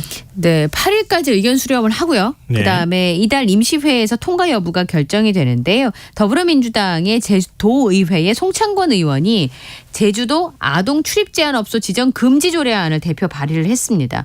특별한 사유가 없이 어린이와 어린이의 동반자 입장을 제한하는 것을 차별이라고 보고 도지사에게 노키즈존 지정 금지 권고 및 개도 사업을 추진하도록 그 의무를 부과하는 내용을 담고 있는데요. 네. 그러니까 아동의 공공장소 이용에 대한 보호자 교육, 영업장 내에서 아동으로 인해서 발생할 수 있는 문제에 대해서는 제도적 지원 방안을 추진할 수 있다라는 내용도 들어가 있습니다. 네. 두 가지가 다 포함이 되어 있는 내용인데 왜 이런 조례를 제정했는지를 설명하면서 인권차별 행위를 근절하고 서로 존중받는 사회를 만들고자 한다라고 지금 얘기를 했습니다. 그래서 9일부터 416회 임시회의가 열리는데요. 이 열리는 임시회에서 다루어지게 됩니다. 노키즈존은 옛날에 없었던 말이죠. 그렇죠. 예. 2016년에 9살 아이를 데리고 어디 들어가려고 하다가 부모가 거절당한 경험이 있었고 그 부모님이 국가인권위원회에 제소를 하면서 이 노키존 문제가 이슈화 됐었는데요. 인권위에서는 합리적인 이유 없이 나이를 이유로 해서 일률적으로 이용을 제한하는 것은 차별 행위에 해당한다라고 판단을 했습니다만 개인 영업장에서 일어나는 일인데 강제성이 없기 때문에 기존 방침을 바꾸는 데는 큰 영향을 주지 못했습니다. 뭐 예를 들면 그런 거잖아요. 난 성인만 받을 거예요. 네. 우리 또 분위기 해쳐요. 네. 손님들이 불편해요. 그러면서 아이는 좀 같이 안 왔으면 좋겠어요. 뭐 이렇게 할 수 있다는 거잖아요. 네, 그렇죠. 근데 또 그게 일종의 차별행위에 해당이 된다. 이런 네. 주장이 또 있는 거고. 예. 그래서 사실 논란이 적지 않을 것 같은데 제주에 이렇게 노키즈존을 금지할 정도로 꽤 많은 카페나 아니면 뭐 어떤 이런 음식점이나 이런 데서 아이들을 안 받는가 보죠. 왜냐하면 제주도가 관광객을 대상으로 한 업소들이 많잖아요. 그러니까 네. 다른 지역에 비해서 노키즈존 업소 비율이 높은 편입니다. 제주의 노키즈존은 78곳인데 네. 전국 노키즈존의 14.4%가 제주에 많은 있다고 편이네요. 하거든요. 예. 근데 이제 이 조례안에 대해서는 찬반이 굉장히 뚜렷하게 갈리고 있습니다. 조례를 찬성하는 측은 성별, 나이, 성 정체성 이런 예. 이유 때문에 차별을 일반화하는 거는 악순환이 될 수 있다라는 건데요. 아이를 동반했다고 손님의 입장을 제한한다고 하는 건 차별이고 또 이렇게 하면 출산율이나 육아나 이런 부분에 있어서 부정적인 영향을 줄 수 있다는 거고요. 반면에 반대하는 쪽에서는 네. 아이가 들어와서 한 번만 실수하면 1년 매상이 날아갈 수도 있는데 업주 입장에서 굉장히 불편하다. 그리고 개인 사업장에서 본인들이 알아서 하는 걸 왜 강제를 하냐. 뭐 이런 주장들이 있습니다. 노키즈존이 문제가 아니라 노 매너존이 문제다. 공공장소에서 예절 안 지키는 사람의 문제지 아이라고 해서 문제가 생기는 건 아니다. 뭐 이런 두 가지 의견이 있는데요. 제가 최근은 아닌데 한 몇 년 전에 그 강화도 쪽에 있는 섬에 갔었는데 네. 노키즈존이라 못 들어오게 하더라고요. 저희 꼬마가 그때 초등학교 저학년이었는데 우선 네. 굉장히 기분이 나빴고요. 예. 뭔가 거절당한다는 기분 때문에 그래서 제가 물어봤어요. 왜 우리 꼬마를 못 들어오게 하십니까? 라고 했더니 레트로한 제품들이 있는 그 영업장이야 카페였는데 아이들이 와서 부시면 안 된다는 거예요. 근데 한편으로 생각하면 이해가 되면서도 아이만 부시나? 어른도 실수하면 부실 수 있는데 이런 생각이 들었었어요. 예. 보는 시각에 따라서 이렇게 상반된 그런 그쵸. 의견이 가능할 것 같긴 한데요. 예. 아까 그 말씀도 맞는 것 같아요. 노 매너. 그러니까 그게 문제인 거죠. 아이를 부모가 적절히 케어하면서 돌보면서 뭔가 문제가 불편하지 않도록 하는 뭐 아이니까 조금 떠들 수 있고 이런 정도를 넘어서는 뭔가 행동을 하지 않도록 하는 걸 좀 조심히 하면 좋을 것 같은데 그렇지 않은 경우도 있어서 그렇죠. 이제 불편해하는 일들이 있으니까 자꾸 이런 문제가 반복되지 않을까도 생각이 되고요. 참 이거 하나 가지고 이렇게 복잡하고 어렵네요. 네. 상식선에서 서로 해결이 되면 좋겠어요. 저는. 그러게 말입니다. 네. 다음 뉴스 넘어가 보겠습니다. 올해부터 부처님 오신 날, 뭐 당장 이번 달부터죠. 네. 성탄절 대책 공휴일이 포함돼서 이번에 이제 부처님 오신 날의 경우에 사흘 연휴가 생겨버렸잖아요. 네. 근데 이 뉴스로 뜻밖의 무내력 논란이 일고 있다고요? 사흘이라고 표현을 했는데 사흘이 아니고 3일 아니냐 이런 얘기가 나온 거예요. 네. 27, 28, 29, 3일인데 왜 사흘이라고 하느냐. 그러니까 사흘이 보통 우리가 3일째 되는 날 얘기하는데 네. 4일이라고 생각을 한 거죠. 아, 그래서 이 네티즌들이 이런 댓글을 보고 이게 또 문해력의 문제다 이런 얘기가 나오기도 했었는데요. 예전에 심심한 사과 때문에 또 문해력 얘기가 있었잖아요. 네네. 웹툰 작가 사인회가 예정되어 있던 카페에서 심심한 사과의 말씀을 드린다라고 했는데 일부 네티즌이 심심하다는 지루하고 재미없다라고 하는 의미로 받아들여서 이 사과를 비판한 적이 있었는데 이 정도의 그 문해력 논란 좀 낯설긴 하고요. 뭐 어떻게 해야 되나 싶기도 하고요. 근데 대책 공휴일 지정부터 관련해서 논란이 된 단어가 또 있다고요? 기독탄신이라는 단어였습니다. 네? 기독탄신일 성탄절을 의미하는 건데요. 기독탄신일이 성탄절의 공식 명칭입니다. 근데 잘 알려지지 않아서 이제 이런 부분들에 대해서 이거 신조어야 이런 얘기들이 나오게 된 거예요. 기독탄신이라는 용어를 몰랐던 일부 네티즌들이 이것에 대해서 의문을 표했기 때문인데요. 관련 기사의 댓글이 500여 개가 달릴 정도였다고 합니다.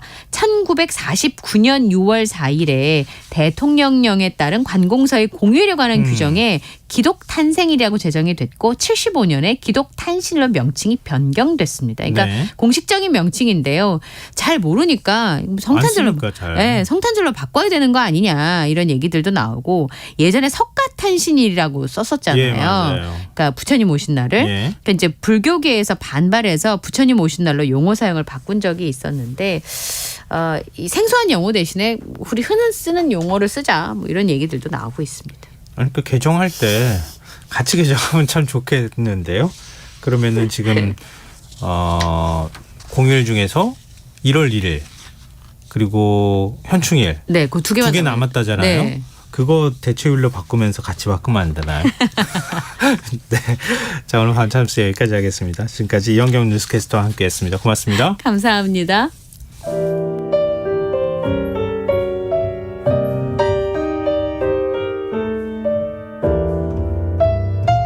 내일의 품격. 김성환의 시사야에서 챙겨가세요. 하루를 마무리하는 시간 꺼내보는 당신의 지식 창고. KBS 1라디오 김성환의 시사야.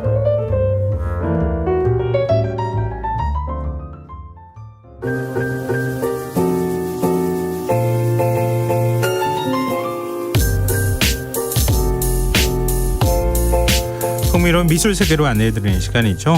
미술랭 가이드 오픈갤러리 홍지혜 디렉터, 오늘은 전화로 만나보겠습니다. 안녕하세요.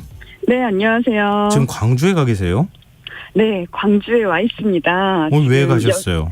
14번째 광주 비엔날레가 현재 열리고 있어요. 네. 그래서 지금 광주 전역에는 문화예술의 물결이 느껴지고요. 특히 코로나 이후 처음으로 마스크를 벗고 보는 비엔날레거든요. 아, 그래서 네, 그러네요. 관람객들의 표정도 더 생생하게 느껴져서 활력이 굉장히 넘치고 있습니다. 부럽습니다. 관심 있는 분들 한번 방문해 보시기 바랍니다. 저도 안 가본 지가 너무 오래된 것 같아서 진짜 네. 저절로 부럽다는 얘기가 나오네요. 한번 좀 가야 될 텐데.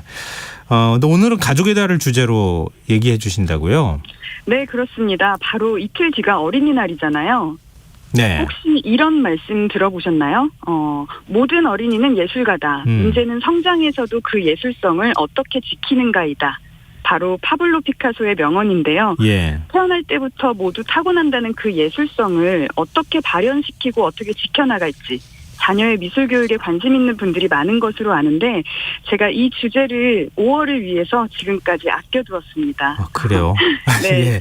저는 오늘 모든 어린이를 위한 미술 교육이 주제이니만큼 미대 보내려면 어떻게 해야 해요 같은 그런 입시 미술 교육은 제외를 하고요. 네. 감성지능과 문화자본 이렇게 두 측면에서 미술 교육에 어떻게 도움이 되는지 설명을 좀 드릴게요. 감성지능하면 우리가 흔히 IQ, EQ 이렇게 얘기할 때 EQ 얘기하는 거잖아요. 네, 맞습니다. 예. IQ가 논리수학적인 지능지수라면 EQ는 감성지능지수 혹은 사회적 지능지수라고 부르는데요. 예. 여기서 주목할 점은 감정이 아니고 감성이고요. 그냥 감성지수가 아니라 감성지능지수라는 거예요. 이거 인지를 못하시는 분들 많으시더라고요.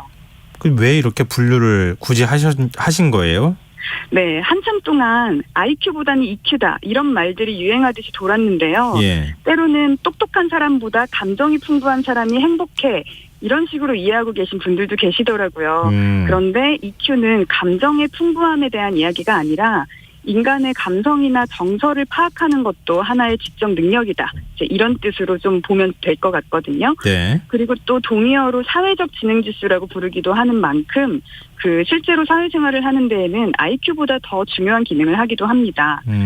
감성지능은 이렇게 5가지 능력과 관련이 있는데요. 네. 자기 감정을 인식하는 것, 그리고 자기 감정을 조절하는 것, 동기부여하는 것, 타인의 감정을 인식하는 것, 그리고 원만한 대인관계를 하는 것. 심리학자 골먼은요, 그의 논문에서 인간의 정신능력을 IQ만으로 측정할 수는 없다. 그러면서 감성지능이 뛰어난 사람이 사회에서 성공할 확률이 높다고 언급한 바 있는데요. 감성적 두뇌와 이성적 두뇌의 그 협력이 중요하다는 거죠. 아마도 이런 분들 주변에서 보셨을 거예요. 똑똑하긴 한데 대인관계가 좋지 않은 그런 사람들 꼭 하나씩 있잖아요. 맞아요. 예. 그렇죠. 그래서 골머는 자기 감정을 인식하고 타인의 감정을 이해하여 대처할 수 있는 사람이 학교 생활뿐만 아니라 사회에 나가서도 잘 적응할 수 있다. 이렇게 말을 하는데요. 실제로 실리콘밸리에 있는 CEO들은 이 감성지수의 5가지 능력이 좋다고 합니다. 오히려 논리수학적인 능력은 특출나지 않은 경우도 많다고 하는데요. 제가 예전에 대학생일 때 성공한 사업가인 선배가 이런 얘기를 한 적이 있어요. 네가 직접 다 배우려고 하지 마라. 그 전문가들을 움직일 힘을 길러라. 리더십은 똑똑한 것보다 사람의 마음을 얻는 게 더 중요하다. 그래서 사회적 지능이 높으면요. 논리수학적 능력이 높은 사람을 고용하면 된다는 거죠. 굉장히 실감나는 얘기인데요. 네. 그러니까 다른 전문가들은 얼마든지 많이 있으니까 네. 그 전문가들을 어떻게 활용할지를 뭐 고민하려면은 그 사람들하고 의사소통하고 공감하는 게 굉장히 맞아요. 중요하다 이런 거잖아요. 그게 네. 리더십하고 연결된다는 뜻이죠. 그럼요. 보통은 EQ 하면 창의력만 생각하시는데 네. 리더십과도 관련이 크고요. 또 수리적 지능도 감성 지능의 도움 없이는 그 제 기능을 온전하게 발휘하기 어렵다고 합니다. 왜냐하면 스스로 감정을 인식하고 조절하며 그 학습에 대한 동기부여를 가진 사람들이 자발적으로 학습하기 때문에 우수한 성적을 성취할 가능성도 높아진다고 하거든요. 예. 그렇다면 이런 궁금증이 생기실 거예요. 감성지능이 뭔지도 알겠고 중요한 것도 알겠는데 그래서 미술교육이 뭐 이 감성지능과 어떻게 도움을 주고 영향을 주고받나 아마 궁금하시겠죠? 네. 네. 우리나라의 미술교육 과정에는 그 미술교육의 활동 목표를 개인의 감정, 사고, 정서를 표출할 수 있을 뿐 아니라 시각 이미지를 통해 의사소통을 하고 사고를 공유할 수 있다라고 그렇게 목표 설정이 되어 있는데요. 네. 미술교육이 인간관계의 의사소통에 도움을 준다는 것을 명시하고 있는 셈이죠. 아까 감성지능에는 5가지 지능 그 능력이 있다고 했잖아요. 예. 그거를 각각 어떻게 연관이 있고 어떤 미술활동을 하면 이런 걸 좀 높일 수 있는지 같이 한번 오늘 말씀을 나눠볼게요. 네. 첫 번째는 자기 감정 인식입니다. 요즘 메타인지라는 말 많이 유행을 하는데요. 쉽게 말하면 자기를 한 발짝 떨어져서 이해하는 자기 객관화입니다. 미술교육은 생각과 감정을 언어가 아닌 형태로 표현을 하는 거잖아요. 그렇죠. 그러다 보면 특히 어휘가 부족한 아동들의 경우에 자기 인식은 그 미술이 더 효과적이라고 합니다. 그리고 사실 성인의 경우에도요. 언어로 자기를 표현하다 보면 언어를 고르고 내 상황을 표현하는 그 단어를 찾는 과정에서 오히려 자기 감정의 인식이 방해되기도 한다고 하고요. 그런 면에서 미술교육이 자기 감정 인식에 도움을 주고요. 두 번째로는 자기 감정 조절입니다. 기분이 좋지 않거나 아니면 뭔가에 집중할 때 나도 모르게 아무 의미 없이 낙서를 했던 경험들이 있으실 거예요. 네네. 뭔가를 그려야겠다고 의도적으로 표현한 게 아닌데도 오히려 그 의도 없이 반복적인 행위를 수행할 때 정서 안정에 효과가 있다고 하거든요. 이거는 어린이뿐만이 아니라 어른에게도 해당이 되는데요. 우울증 치료나 태교를 위한 임산부들이 색칠 공부, 컬러링이라고 하죠. 네. 그런 거에 몰입하는 것도 여기에 속합니다. 작은 만족감이라고 할 수가 있죠. 예. 그리고 세 번째로 동기부여가 있습니다. 저는 개인적으로 이게 가장 중요하다고 보는데요. 사실 모두가 학창시절의 미술 시간이 재밌지는 않았을 거예요. 아마도 진행자님은 어떠셨어요? 재밌지는 않았어요. 저도 역시. 네. 선생님이 자꾸 숙제 내주셔가지고. 네. 아마 숙제 단순히 숙제만으로 그렇게 싫지는 않으셨을 것 같고 아마 네. 숙제를 제출했을 때 그 반응이 즐겁지 않기도 하셨겠죠. 그래도 그림 그리는데 조금 자신이 없었거든요. 특히 그러니까요. 사람 얼굴이나 이렇게 코 그리는데 왜 이게 네. 입체가 안 되는 거예요? 그거 진짜 힘들더라고요. 코 그리기 어렵죠. 네. 네. 이게 사실 과거의 미술 수업은 그게 문제였습니다. 그림을 잘 그리고 못 그린다고 평가를 하는 수업. 사실 미술의 가장 큰 특징은 정답이 없다는 것이거든요. 그러니까 물론 미술 이론이나 미술사에 대한 지식은 이제 공부나 마찬가지니까 뭐 맞고 틀리고 이런 게 있지만 네. 그림을 그리는 수업은 테크닉적으로 잘 그리고 못 그리고를 평가하는 게 그 미술 수업을 통해서 진정으로 함양할 수 있는 동기부여라는 중요한 덕목을 좀 방해하는 요소인 것 같아요. 그래서 아마 그거의 가장 큰 피해자 중 하나이지 않으셨을까 싶은데요. 네. 그러면 내 아이는 그림을 잘 그리지 못하는 것 같은데 미술 교육을 통해서 동기부여를 어떻게 함양할 수 있나 궁금하시죠? 네. 그 미술 수업에는요, 우선은 결과에 대한 정답과 오답이 없어야 합니다. 그리고 과정 속에서 자기의 감정을 설명하는 과정을 거쳐야 하는데요. 그 결과물이 아이가 표현하고자 했던 것과 매칭이 안 되어 보여도 상관없습니다. 그러니까 이를테면 아이가 뭔가를 그렸을 때 너 이거 뭘 그린 거야 했을 때 그게 성인이 보기에는 조금 네. 아닌 것 같은데 싶을 때도 있잖아요. 네, 그렇죠. 하지만 정답과 오답이 있지 않다고 가정을 하시고 생각을 하시고 아 그렇구나 하면서 계속 질문을 하고 들어주는 그 과정이 중요합니다. 네. 자부심을 반복적으로 주는 것이 중요하고요. 이러한 반복된 만족감의 경험이 나는 뭐든 할 수 있어. 내가 뭐를 하면 열심히 경청해주고 질문해주는 사람이 있어 하는 이제 그런 자신감으로 이어지는 거죠. 여기에 조금 더 성취감을 보탤 수 있는 방법, 일종의 팁 같은 것이 있는데요. 네. 2015년쯤에 한 디자이너가 아이가 그린 낙서 도안으로 모자나 티셔츠, 액세서리 같은 그런 패션 아이템을 만들어서 화제가 됐는데요. 네. 이게 잘 그린 그림이 아니라 그냥 일반적인 아이들 그림 있잖아요. 누가 봐도 서투른. 네. 그런 거를 그대로 프린트해서 직접 착용까지 하고 다닌 거예요. 그래서 자기 그림으로 만든 아이템을 착용한 부모를 본 아이는 굉장히 그거에 뿌듯해했겠죠. 아마도. 그것도 좋은 아이디어네요. 사실 네. 아이들이 낙서 막 이렇게 해놨잖아요. 네. 해놓으면 그 깜짝 놀라는 게 색을 사용하는 게 다르더라고요. 아, 그걸 느껴보셨군요. 그래서 그럴 수 있어요. 그렇게 티셔츠로 네. 만들어도 꽤 이쁘겠다는 생각을 한 적이 있어요. 네, 맞아요. 실제로 그 디자이너들도 그렇지만 예전에 조니 뎁이 딸이 낙서한 셔츠를 그대로 입고 나서 또 화제가 된 적도 있었거든요. 네. 그런 걸 보고 많은 사람들이 아 나도 저렇게 해보고 싶다. 근데 뭐 셀럽이라 가능한 거 아닐까? 디자이너라서 가능한 거 아닐까? 난 저렇게 티셔츠까지는 못 만드는데 라고 생각을 하실 수도 있을 것 같은데요. 요즘은 그런 것에서 착안해서 그 아이들의 그림을 사진으로 찍어서 올리면 그 핸드폰 케이스나 아니면 티셔츠 혹은 에코백 등에 프린트를 해서 보내주는 서비스도 있다고 하더라고요. 아니면은요, 그냥 티셔츠 아무 무늬 없는 거 흰 네. 티셔츠 사가지고 아이한테 거기다 그림 그리라고 해도 돼요. 그거야말로 정말 유니크하겠네요. 네. 네, 근데 엄마 아빠가 두 분 다 갖고 싶으실 수도 있고. 네. 두 장 그리라고 하면 되죠. 네. 좋은 생각이에요. 예. 그래서 이런 기념이 될 수도 있고 기념뿐만이 아니라 아이들의 자부심을 높일 수도 있으니까요. 네. 이번 어린이날 맞이해서 티셔츠에다가 직접 그림을 그려보시거나 아니면 또 이게 여러 번 빨면 좀 이렇게 좀 손상이 될 수도 있으니까 네. 그런 서비스 찾아보셔서 한번 제작을 직접 해보시는 것도 재밌는 경험 될 것 같아요. 예. 그리고 감성지능의 능력 중에 4번째, 5번째는 바로 타인의 감정을 인식하고 원만한 대인관계를 유지하는 것인데요. 예.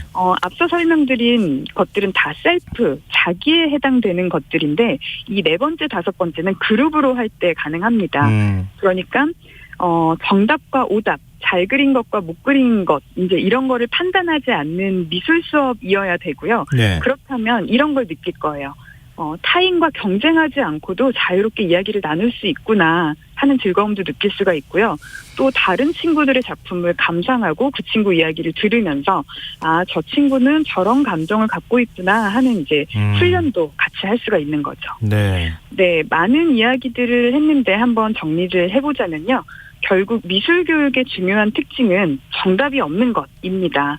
하지만 우리 이제 성인들은 이걸 아이에게 교육을 하셔야 되는 성인들은 아마 학교에서는 이런 교육을 접하지 못하시고 미술로 평가를 받은 경험이 많으실 거예요. 네. 그때의 불편함을 생각하시면서 우리 아이들한테도 잘 그렸다 못 그렸다라고 하는 그런 평가가 이제 미술 교육이 진정으로 가질 수 있는 그런 교육을 조금 방해한다는 거를 다시 떠올리시면서 경쟁하지 않을 수 있는, 그래서 성취감, 만족감, 자신감을 불러일으킬 수 있는 그런 미술 교육 한번 진행해 보시면 좋을 것 같습니다. 딱 시의적으로 딱 좋은 얘기를 해주신 것 같아요. 네, 제가 이 이야기를 예전부터 하려고 했는데 오늘 하면 좋을 것 같아서 조금 네. 아껴두고 몇 주를 참았어요. 근데 지금 잠깐 쉬어가는 타이밍으로요. 예. 재미로 보는 낙서에 대한 심리 한번 알려드릴까 해요. 이제 정말요? 예. 네, 이거는 어린이뿐만이 아니라 성인들도 낙서 많이 하잖아요. 예. 무의식적으로. 저는 특히 전화할 때 많이 하더라고요. 네. 그 메모지 있으면 이렇게 끄적끄적 하잖아요. 그러니까요. 예. 네, 나도 모르게. 예. 그럴 때 자주 그리는 패턴이 동그라미 형태인지 이렇게 동글동글 그리는지 아니면 네모 형태인지 아니면 지그재그 형태인지 이거에 따라서 그 사람이 약간 어떤 성향을 가질 수 있다. 이제 이런 거를 좀 알아볼 수가 있다고 하는데요. 동그라미, 네모, 지그재그. 진행자님은 어떤 쪽이세요? 저는 동그라미 쪽인 것 같아요. 아, 동그라미 쪽이세요? 예. 자, 그럼 잘 들어보세요. 청취자분들께서도 내가 평소에 하는 낙서 혹은 우리 아이가 평소에 어떤 낙서 하더라 한번 떠올려 보세요. 우선은요. 네. 동그라미 패턴입니다. 동글동글 스프링처럼 그리거나 아니면 큰 원형 옆에 작은 원형을 계속 붙이면 이렇게 꽃 모양처럼 되기도 하고요. 네. 해를 그리거나 달팽이를 그리거나 등등 동그라미 형태를 많이 그리는 분들은 사람들 사이에서 살아가는 자신의 모습을 자주 돌이켜보는 섬세한 성격의 소유자라고 해요. 그래서 이 경우에는 내가 혹시 이렇게 인간관계에 너무 신경을 쓰는 건 아닌지 나를 돌아보지는 않은 건 아닐지 한번 생각해 볼 필요가 있다고 하네요. 네네. 맞는 것 같은가요? 맞는 듯한데요. 사실 누구에게나 해당되는 말 같기도 하고요. 네. 네, 재미로 들어주세요. 네, 그다음 네모 패턴인데요. 예. 집이나 창문 혹은 큐브 형태의 그런 박스를 계속 그리는 사람은 나는 누구인가 하는 철학적이고 내면적인 그런 생각, 마음에 관심이 많다고 합니다. 그래서 생각이 너무 많은 나머지 결단력과 실행력은 조금 부족할 수 있다고 하고요. 네. 마지막으로 지그재그나 아니면 세모 패턴을 자주 그리는 사람은 탐험가나 모험가의 성향을 갖고 있으며 그래서 빠르게 판단하고 신속하게 결정하는 타입이라고 합니다. 네. 그러다 보니까 때에 따라서는 한 발짝 물러나서 천천히 신중하게 판단하는 자세도 필요하다고 하네요. 7540님께서요. 저는 꽃 모양을 그려요. 제 성격 맞아요. 신기합니다. 이렇게 말씀해 주셨는데요. 그러세요? 네. 홍재 디렉터는 어떤 모양 그려요? 저는 예전부터 네모 패턴을 많이 그렸어요. 아, 그래요? 큐브 형태를 계속 양산해서 화면을 가득 채우는 거예요. 이상하게 계속 큐브 형태를 그렸어요. 아, 그래요? 네. 근데 네모 그릴 때 좀 불편할 텐데. 근데 그게 되네요. 아, 그런가요? 그러니까 사람이 다 각자 다르겠죠. 그러니까요. 네. 그래서 이거 정말 재미로 준비한 건데 생각해 보니까 주변에서 저한테 생각이 너무 많다고 뭔가 있으면 그거의 의미가 뭘까 이거는 막 본질적인 의미가 뭘까 자꾸 분석하려고 든다고 생각 좀 비우라는 얘기를 많이 듣기는 하거든요. 네네. 네, 맞는 것 같은데. 맞는 것도 같네요. 예. 네, 자 우리가 지금까지 감성지능에 대한 이야기를 나눠봤는데요. 네. 남은 시간에는 문화자본에 대한 이야기를 해볼까 합니다. 문화자본요? 그 사회학 용어 아닌가요? 보통 사회학 용어로도 쓰는 맞아요. 걸로 알고 있는데. 맞습니다. 예. 네. 근데 문화와 자본 둘 다 쉬운 말인데 두 개를 붙여놓으면 정확히 어떤 의미인지 알기 좀 이렇게 와닿지 않으실 수도 있을 것 같아서 좀 네. 설명을 드릴게요.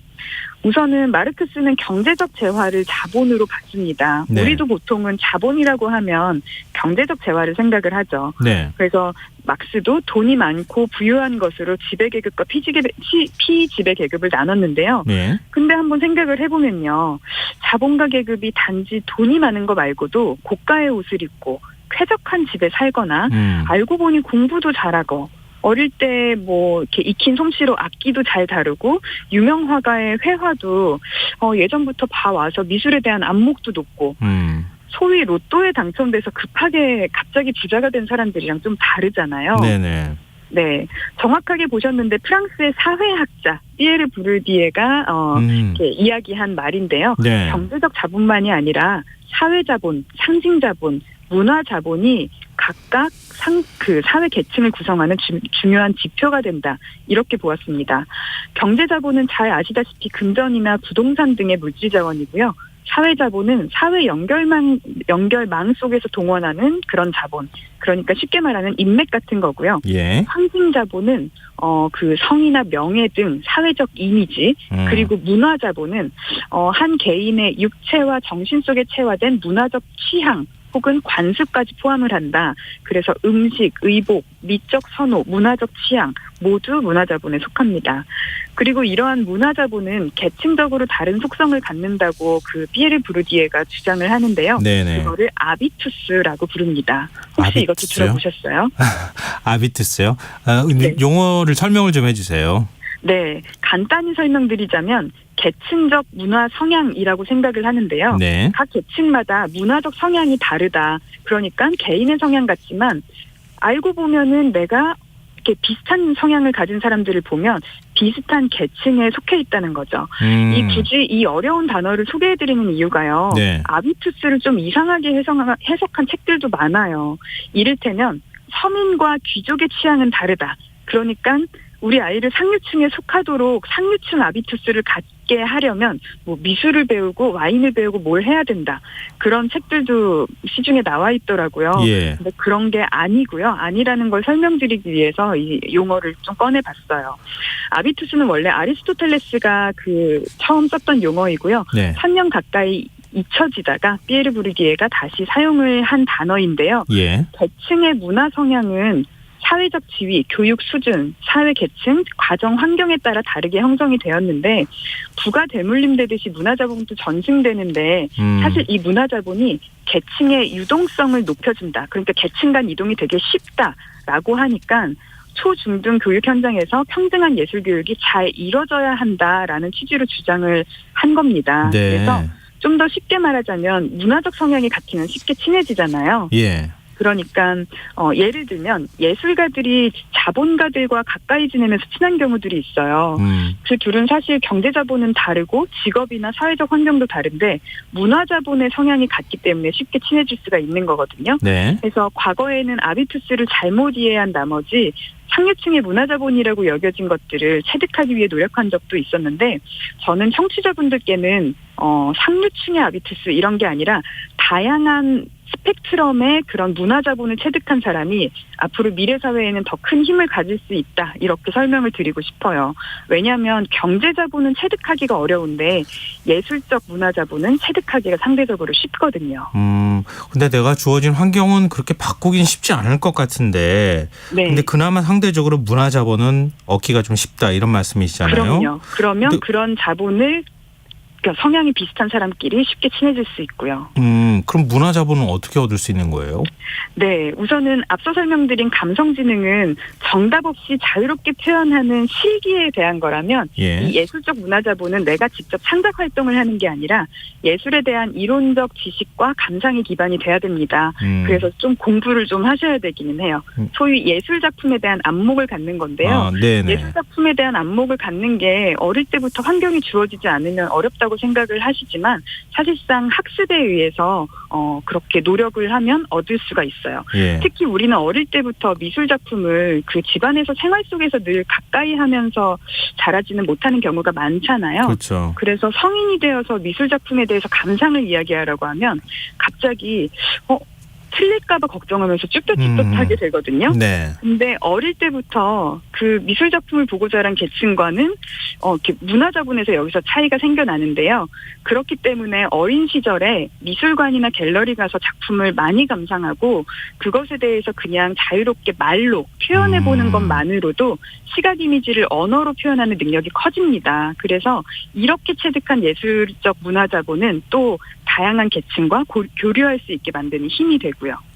그래서 미술관 자주 가시면 좋을 것 같아요. 무료도 많으니까요. 그렇죠. 예전에는 미술관 한번 간다는 게 그 문턱이 굉장히 높게 느껴졌잖아요. 네. 요즘에는 아주 어렸을 때부터 미술관이나 박물관 많이 가니까 그런 점에서는 교육의 방향이나 이런 건 참 좋다 이런 생각이 드는데요. 네. 근데 홍지 디렉터는 어때요? 제가 갑자기 궁금해지네요. 문화자본 당연히 많이 갖고 있으니까 지금 디렉터 하시겠죠? 지금은 그래도 많이 축적을 했다고 생각했는데 사실 저는 어린 시절에는 그런 체득을 거의 못했어요. 가족이나 친족들 중에 미술뿐만 아니라 음악, 문학 등 예술 분야에 종사하거나 혹은 취향이라도 있는 분들이 단 한 분도 없었거든요. 제 어린 시절은 꽤나 단조로웠는데요. 우연히 대학에서 제가 미술 전공을 하면서 이렇게 문화자본을 자연스럽게 체득한 사람들을 많이 보고 처음에는 이게 좀 저한테는 컴플렉스인 거예요. 네. 그래서 20대 때는 대부분의 돈과 시간을 이 경험을 획득하는 데 썼던 것 같아요. 근데 지금은 경험에서 오는 그런 문화자본의 결핍은 거의 못 느끼고, 재밌는 건 미학적 취향이 생기는 거는 대인관계의 스펙트럼이 굉장히 넓어지고 삶이 풍성해지는데 청취자분들도 꼭 한번 얻어보셨으면 좋겠어요. 문화자본 꼭 기억하고 있겠습니다. 저도 쌓기 위해서 지금도 역시 노력해야 되겠다는 생각을 하게 됩니다. 이미 많으신 것 같은데요. 네, 감사합니다. 오늘 미슐랭 가이드 여기서 마무리하겠습니다. 오픈 갤러리 홍재 디렉터와 함께했습니다. 고맙습니다. 네, 감사합니다. 김성환의 시사양 오늘 순서 여기서 마칩니다. 모바일 쿠폰 당첨자는 홈페이지 공지사항에서 확인하실 수 있습니다. 편안한 밤 되시고요. 전 내일 다시 찾아뵙겠습니다. 고맙습니다.